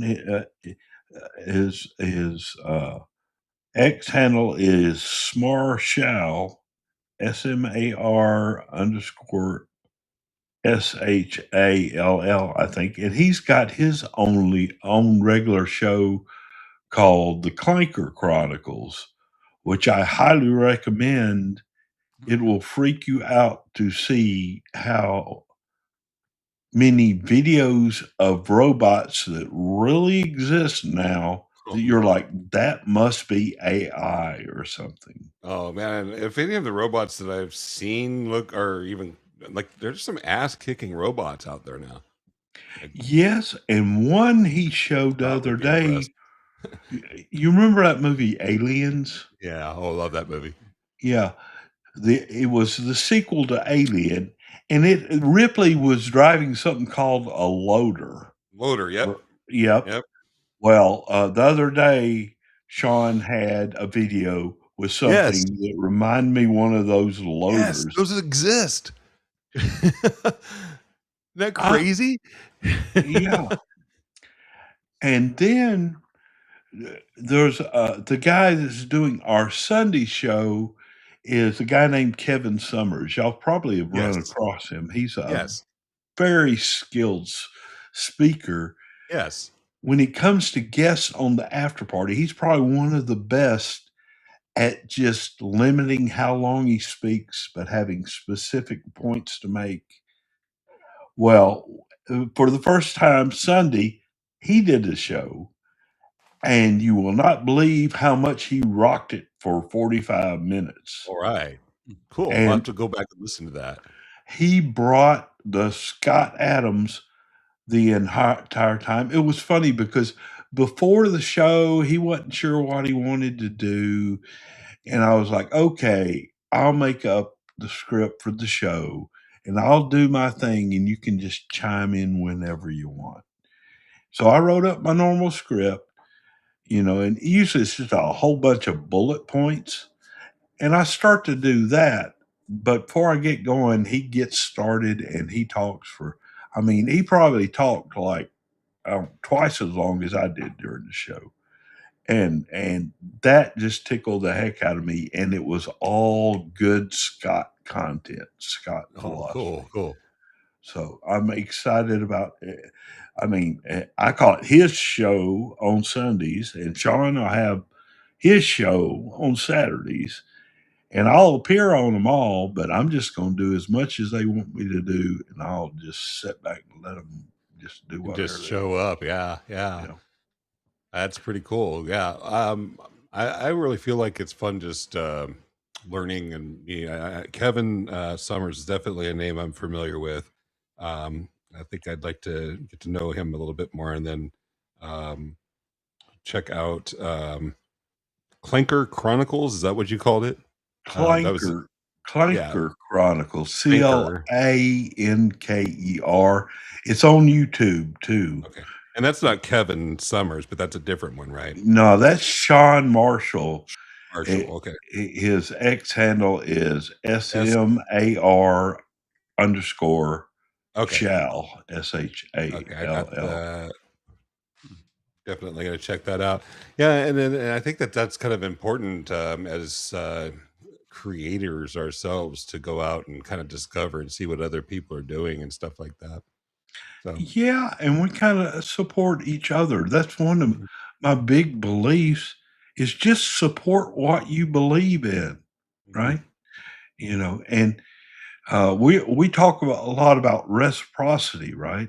Yes. Well, reciprocity isn't, well, you follow me, I'll follow you.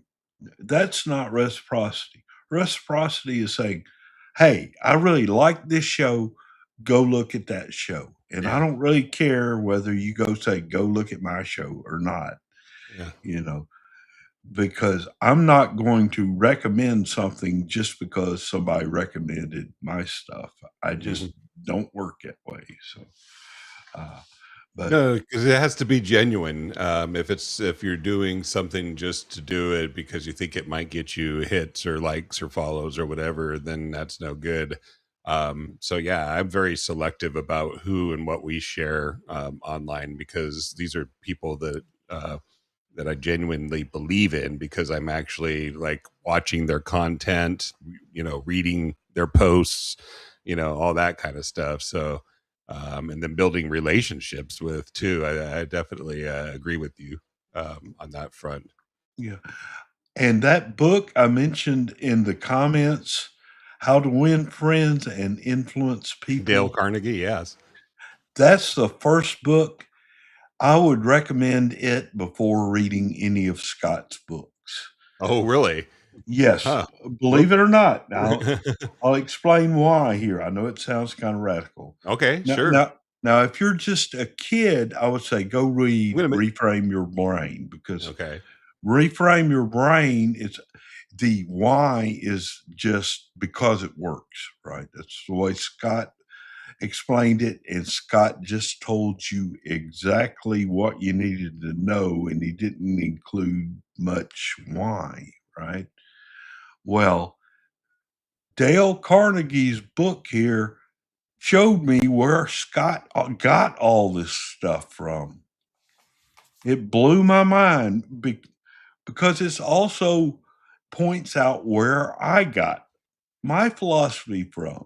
That's one of the things that confused me when I first started following Scott is I was like, this guy has got my same philosophy, but somehow he got there in some completely different way. I got there by studying psychology, philosophy, and religion. I kind of mashed it all into something I called SJVism, right?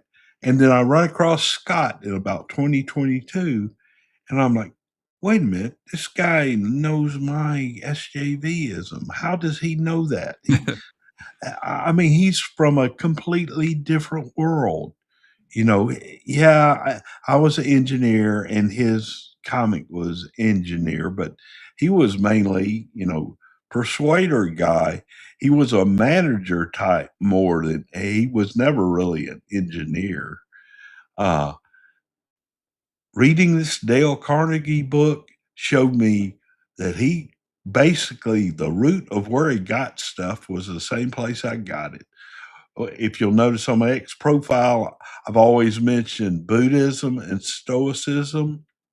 Marcus Aurelius and Buddha are both mentioned in the Dale Carnegie book. Oh, okay. Yeah. Yes, there's tons of stuff in there. Being positive, Yes. necessary for persuasion. It's in that book.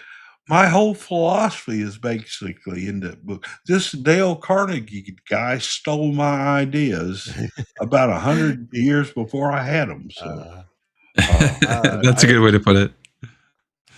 but so I really want to encourage people to read that book because I think you'll view it. Really gives me a different view of Scott, which really shocks me. Oh, and I want to advertise for somebody else while I'm here, if you don't mind. Go for it. Dr. Hypnosis. Oh, yes. Doc Hypnosis. Yes. Have you heard? He's got a book out. Mm-hmm. Yes. It's New called one about Scott, right? Yeah. Great Scott. Yes. Well, Nice. happy to advertise and pass that one on. I'll add it to our list of reading too on our website. Yes, I would. I have not had a chance to read it yet, but if it's what he says it is, he's saying it's not rewording what's in Scott's books. It's a different view of Scott. So I'm excited to read that. And I'm not saying that because he bribed me, because he gave me a free copy of his book, believe it or not. It's something weird that happened on the after party, on Saturday's after party. Okay, I'd already done my speaking. I think we're talking about COVID and the pandemic or something. I tried to do one little segment and then just shut up and listen. But then I noticed Dr. Hypnosis in the crowd. And I was like, I haven't heard from him in forever, so I want to hear from him. So I did my little trick and I threw him a microphone, right? I don't usually do that in the after party. I don't usually, I usually let Owen almost throw all the microphones. The only other time is like if nobody's raising their hand, I'm afraid Owen to call on me, I'll throw out a microphone here or there, but only to people I know that Owen knows. So I throw him a microphone, and when he starts talking, he says something like, "Thanks, Owen, for inviting me to the stage." And I was like, "Oh crap!" He don't know it was me that drug him to the stage. That's awesome. So I had to speak up and say, "Hey, I don't think it was Owen. It was me that threw you the microphone. I just hadn't heard from you in a long time." And he went on to talk about his book, and he was like, "Oh, by the way, I'll give you a free copy. I'll DM you the." And I was like, "Holy crap!" Nice. I mean, I'm sure that's happening to y'all all the time, right? Authors just giving you copies of their books. Just blew my mind. That's pretty. Yeah, that is pretty awesome. That's crazy. We still want to check out the other book, Demonetize Your Mind, which we have not had a chance to recommend, but I think it's actually in our show opening. If you look at the tree of knowledge in our show opener, Demonetize, I think, is one of the books hanging there, if I'm not mistaken. But Yeah, we have so many books that we want to do. Real quick on the Dale Carnegie book, just because Oh, I bought that book I just when need to I was. Oh, you gotta go. I gotta take off. I'm sorry. Yeah, I gotta run, but it was a even as pleasure. a new dad, so I understand. Yeah, Even the if he's baby an old just woke dad. up, so I gotta run. You But run, it's you run, always a pleasure to Steven. talk with you, SJV. It's always a pleasure, Kevin. But you Sure, guys have a great you night. bet. We're gonna hang Let's, here and talk a little bit more, but and Yeah. I'll chat with you as soon as I can tomorrow, maybe. Hey, sounds good. Hit me up. All right, cool. Have a great night. nice seeing you Thank you. again, Stephen. I Yeah. appreciate it. Thanks, SJV. Have a good Cool. one, guys. See ya. Easy. So yeah, I worked at Symantec, and there was a customer service philosophy at Symantec that went very well with the Dale Carnegie philosophy. And so I had picked up that book, and I can't remember if I read it all the way through, but I know I read a pretty good portion of it.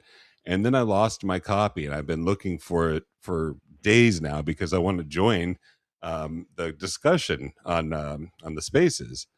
So Yeah, that would be great. I really wish we would get more people in Owen's subscriber space because, to be honest, I have to talk too much in there.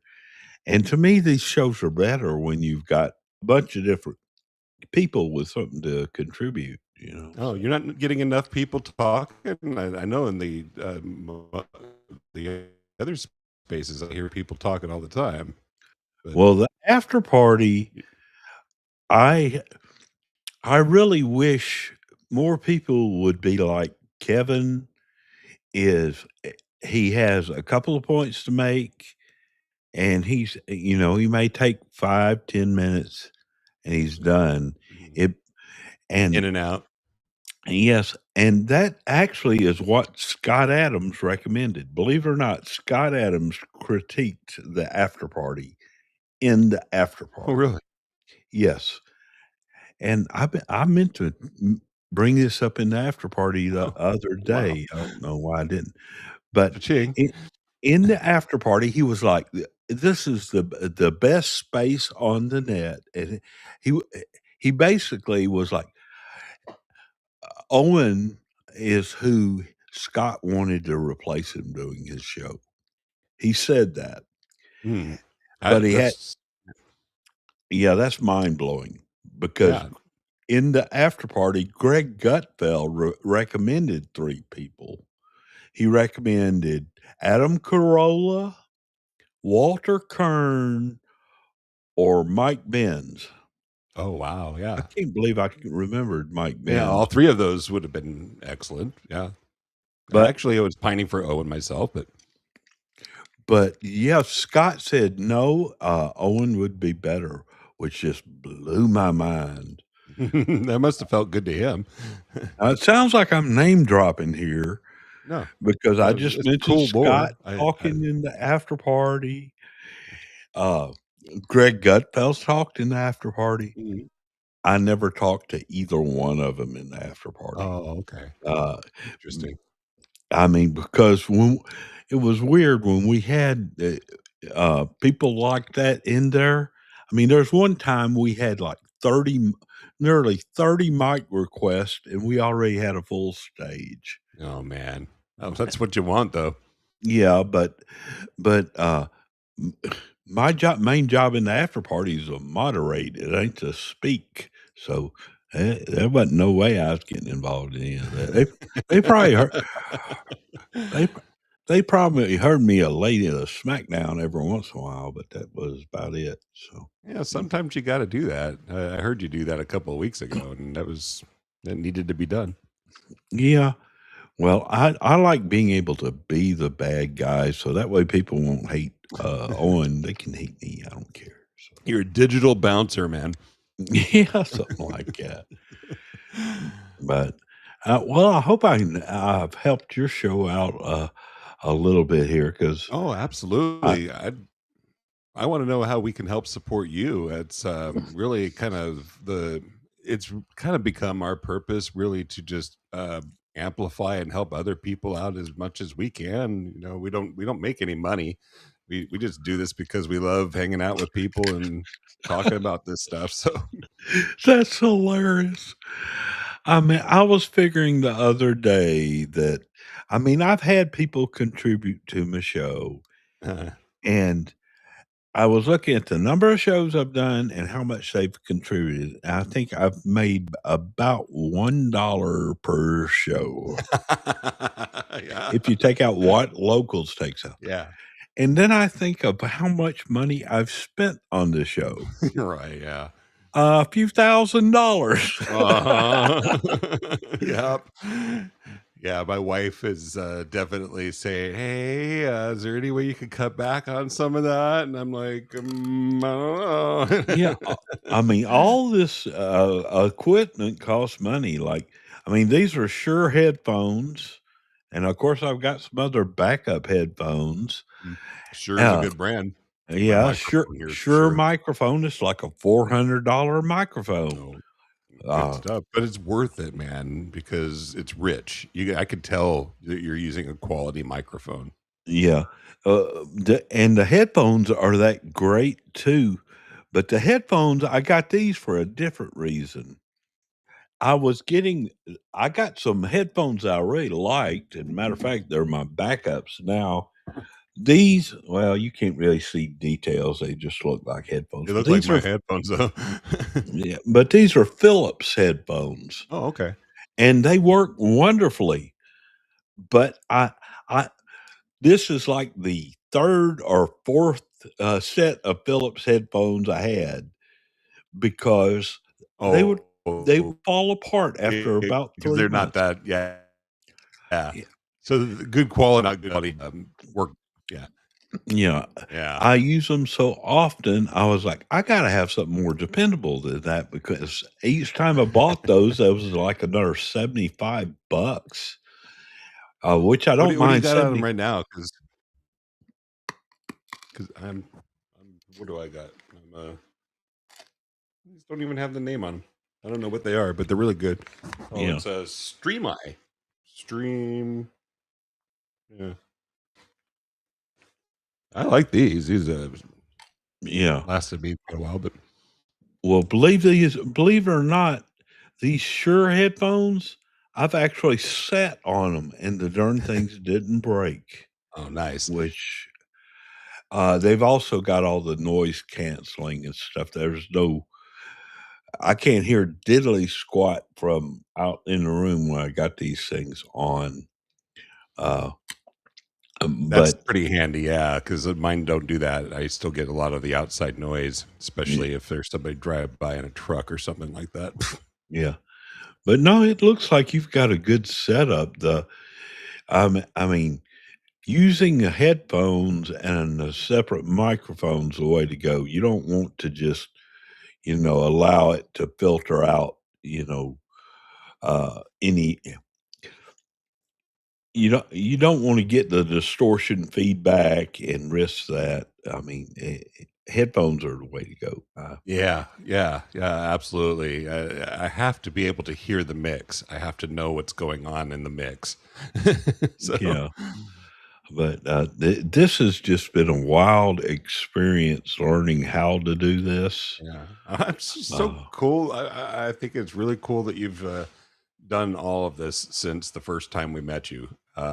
6 months have gone by, and look what's happened. Well, Nuts. that's what I've referred to my rat trapped in a cage episode, because at the time I wanted to get out of there, but I was trying to be nice, and you and Stephen were so nice. I couldn't just say, "Oh well, thank you, I'm done." Whoops. But You're like, I'm stuck here now. I really did not want to be there, and I was real nervous because y'all were asking questions about the after party, and the after party isn't mine, Oh, okay, you gotcha. know. Yeah. Uh, but I like how you respect it though. Like that and you treat it like that. Yeah. yeah, Yeah. well, the after party is weird because the first year I was the co-host there, I spoke very little. I was just the bouncer basically and the Yeah. helping people in the comments. Sergio and Owen handled most of the actual after party. But then around I guess it was last November, Owen started encouraging me to speak. And I'd had other people encouraging me to speak, but I thought they wanted to talk to me to get close to Owen, Oh. right? Uh-huh. I didn't realize people actually wanted to hear what I got to say. So it took me a Well, while to I think you're right accept to be that. suspicious about that kind of thing. And No, who knows, maybe that might have been their original intent. And then, maybe they realized that, oh, hey, this guy actually is pretty cool. you know, Yeah, but that's, I but, I intentionally try to make it clear that I'm not an inside guy. I don't DM people a lot and don't know everything that's going to go on and all that junk. yeah. Anything I do, I try to do as publicly as possible. Uh, and it makes it simple for me. I mean, I have heard a little bit of stuff beforehand, but the people that tell me it, I immediately tell them, "Do not tell me. I'm an old man, my brain don't work good, and I'm gonna slip it up and say it too early, and y'all gonna be like, 'Oh, you big jerk. We told you a secret and you blabbed it out.' Well, my brain don't work good. Don't make me try to have to filter stuff out, so, uh, but, I just like to doing whatever, I wanna do publicly, and I usually don't ask permission, but I will ask forgiveness if I do something stupid, so, That's me most of the time. I'm always doing something stupid, and I always worry about how I come off and how people will perceive me as well. It's just I think pretty natural for us to do that, and I feel also kind of the same way. We're kind of in a way new on the scene. I've been listening to Scott Adams for about 3.5 years before he passed away. And then Steven, he really didn't know much about Scott Adams at all. I think he read Dilbert when he was younger and such, So, and then when I first met him at work, I handed him a copy of the or no, not Dilbert, Reframe Your Brain, and said, "Hey, here, read this," And then before long, it was just like, "Oh, hey, we thought we would do a book club and read something about persuasion is really about all we had decided to do." And then I just had this really, really weird idea that it's like it would be fun to try to do it as a podcast so that people could watch us go from zero, knowing nothing, and then eventually they'll watch episode number 300 and go, "Holy shit!" Look at this difference between episode 1 and episode 300. So, yeah. um, Well, that's it. Yeah. I think that's one of the keys, though, is you got to enjoy doing this. Hmm. If you're do I Yeah. think If you're it'll in it come for the money, you're going to be sorely disappointed. So, Yeah. Well, even then, I think if you're in it for the money, it'll come off in how you communicate, right? I mean, yeah, and I mean, one of the things you would be tempted to do is try to be hyperbolic and, gotta come up with a catchy headline to shock people. I don't do that. Every show's pretty much the same, and yeah. Yeah. it's I just have fun, and to me, it's important that anybody that's on my show has fun, and but it's it's just it just blows my mind that I've actually That people actually want to watch you, y- right? yeah, Yeah. well, it is. Same here. Yeah, It's very humbling because it's like I've got a producer as a TV producer, I and I can't believe didn't that know either. You just had to fall into how. that. I don't know nothing about no broadcasting. I just run my mouth. So, Yeah, but I really appreciate you having me on your show. absolutely. I think hopefully it'll be the beginnings of a long and lasting friendship. I hope. Oh yeah, I'm sure. I mean, understand. I've got limited time, like I'm Of sure course, you yeah, got limited yeah. time. I think it's amazing that you even just take any time out to watch us. It means a lot to us as well. We're very humbled by it. Well, part of it is your time slot works very well for me Oh, because I don't have anything at 9 o'clock oh, on Sunday sweet, night. sweet. I always thought it might have been a weird time for people, but yeah.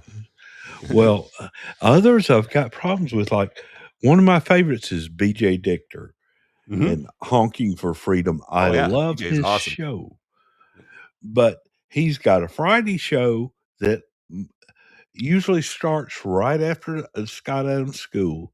I love to go to that show, but then he's got uh weekend shows on Saturday and Sunday that are both at 10 S- o'clock. Same time as your Same spaces. time Oh as man. my spaces. Oh my There's goodness. no Yeah. way I can see him. That's tough. Yeah. Yeah, he's Yeah. East Coast too, right? Yeah. He's so yeah. Yeah, yeah. Yep. But I mean, I've got too many people to that I can want to follow, like Yeah, we're all Doctor. watching everybody else's shows, each other's shows. Yeah. Well, see, I want to see Doctor Hypnosis's Yeah. spaces too. He does spaces, but for some reason, I'm never the right time never lines up for me. But I've just got too many. Well, here's an idea. Yeah. Get Doc Hypnosis on your show. I view him as a very busy person, and that's one of the things I've told my producer. I mean, she's actually the one that handles getting people, but I've Yeah. told her not to go ask Owen or Erica or Marcella or Dr. Hypnosis or BJ Dichter. These very busy people, if they want to come on my show, they'll be on my show. But I gotcha. they're Yeah, I they're too understand. busy.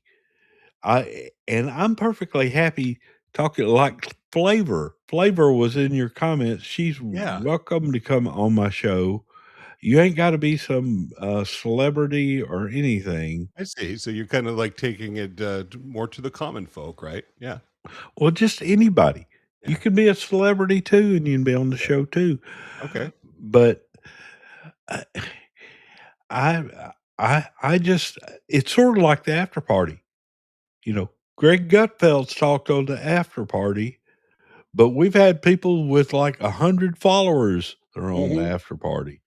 And it don't So you matter could to be in me. the same class as somebody who's like Gutfeld kind of level and be on the same show even as somebody who has 10 followers. Yeah, Yeah. Yeah. It's interesting, isn't it? that's actually one of the amazing things Scott said about Owen. Owen interviews every person the same way. It didn't he's talked to more celebrities than I can imagine, Walter Kern and Joshua Lysick, another Mhm. favorite of mine, by the Yes, way. same. Uh, but it doesn't matter who he's interviewing, it's the same way. Actually, one of his shows this weekend, I was talking about that because somebody was saying he never gets flustered. And I was like, yeah, Owen is unflappable. And I know because I try to flap him all the time. I had tried He's in have none of that, huh? he still he don't raise his voice. I mean, I may get him to giggle a little bit every Yeah. once in a while, but he's got this constant way he does things. I think Yeah. that's that's one of the things Scott praised about him is Owen. It doesn't matter who he's interviewing; he's not going to get nervous, and he's going to treat everybody the same way, which is just wonderful. So. I'd love to see, because I don't know if there's anything that would preclude him from doing some kind of a show that's outside of the Scott Adams realm, I guess, is what I would say, right? He could do something like that if he wanted to, right? Yeah, but he's one of the reasons I wouldn't ask him to do my show is he's extremely busy because he's got a full-time job. Sure. Yeah. Now And he's paying the bills. Yeah. he does gathering all the stories, which I really value. I mean, I review at least 7 stories a day. I really would like to do like 9 or 11, but I've been too busy these days. And then he does a school. The man does not have time for any other things. Yeah. And I want to see how we can help him get to where he wants to be, because I think that's what, from what I gather, it sounds like he would love to be doing this full time if the opportunity presented. that's what he's wanting to do, and that's what I'm trying to do. Yeah. And to tell the truth, don't tell anybody. It's just between me and you. You're on the I- air though. Oh, that's a good point. Yeah. But DM me if you feel like it. But yeah, if you don't want Yeah. to tell me. Yeah. well, I could get him on my show. Owen is a wonderful man, and if I asked, he would do it. Yeah. But I'm not going to ask because that's not what's the best for Owen, right? Okay. And of course, he wouldn't be able to do video, but he would do Yeah. sound. I think you should do the whole silhouette thing if he ever does. Like, you don't see it, just that whole lighting thing. Well, actually, it's the way you usually are, where you could just barely see you in the dark. That's all you have to do. I've been trying to get my lighting better because I don't know This if you lighting is realize. good. Yeah. Yeah. Well, I don't know if you realize it, but I'm nearly blind. Oh, didn't know that. No. Right. You know, I had a stroke back in, I think it was about 2021, and I'm blind in my right eye, and I already had a degenerative eye disease in my left eye. That's why I can't drive. I don't even have a vehicle anymore. Oh, wow. But because of that, I think my point just slipped over my head here. But because of that, actually reading stuff is a problem. Now I remember what I was talking about. Though we're talking about the lighting. I tried to adjust the lighting where I can read my show notes. Oh, yeah. But also have it where people can see me. And it's a hard balance to get. I get it. Yeah. The older I get, it's like damned if you do and damned if you don't, you know. Yeah. But no, it's made for a wild ride. I mean, and the other thing is somehow I got to read stories too. Although I get Grok to read a lot of stuff for me. I'm getting better at getting it to do that. Yeah, yeah. But in general, I like to read stuff myself. But sometimes I just can't because the way my eyes are. So. It's interesting because all of this technology that we have now is so where we work, Stephen and I, there's an effort underway now to take every website that we have and every web application that faces the public and make it accessible to anybody who can't see or read. And it's the law. It's the federal law that we comply and be ready by April of next year. It had been April of this year, but they did an extension. And so everybody is scrambling and going crazy trying to rewrite every single web application, every single web page that we have so that it's compliant. And I keep saying, the AI is already way smarter than any of us are. I said you can feed any web page to an AI and it should be able to read it to you mostly. So why are we going through and trying to update every web page when all you got to do is just have the AI read?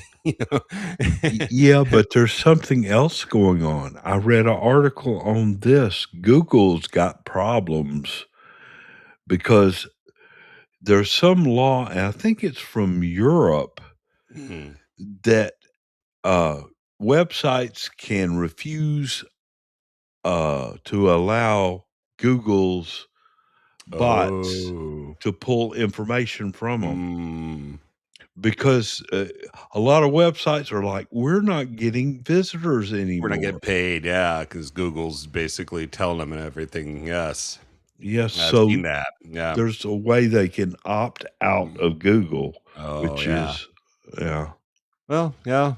There's always going to be some robot that makes it so you can't talk to some other robot, right? Yeah. Well, I'm gonna get out of here. I've still got to go review stories for Okay. tomorrow's It's been a show and stuff. pleasure talking to you for sure. I always enjoy talking to you. I hope you Wh- come back and come on sometime again. Well, I'll try to do that. Like I say, I'm terribly busy, but I also wanted to get a chance to make some plugs. I threw out some plugs at some people in here. Yeah. Oh, that's to me, that's what we're all about. Yeah. So let's remind everybody that might be just watching to the very end for whatever reason. But if they are, Doc Hypnosis, of course, was one of your plugs, right? In his new book. It's the Yeah, Coffee Adams book. Great Scott's the name of the book. Great Scott. Yeah. Yeah. Yeah. And then, And then Sean Marshall, yeah, is mhm. his, and his Clanker Clanker Chronicles. Chronicles. And then there's Kevin Summers and his new Mm. show And then that's on Kevin my channel. Summers.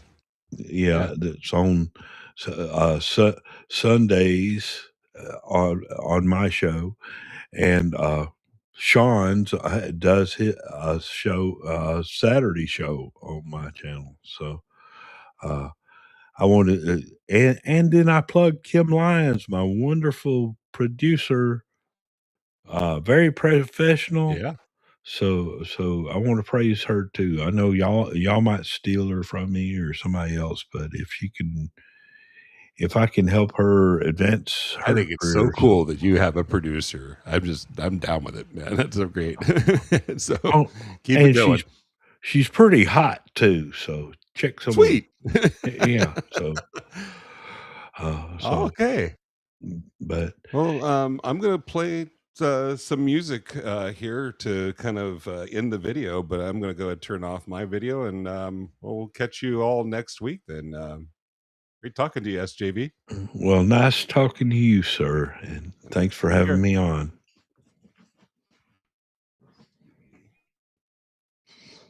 If I can get this to play. Sometimes it doesn't want to play.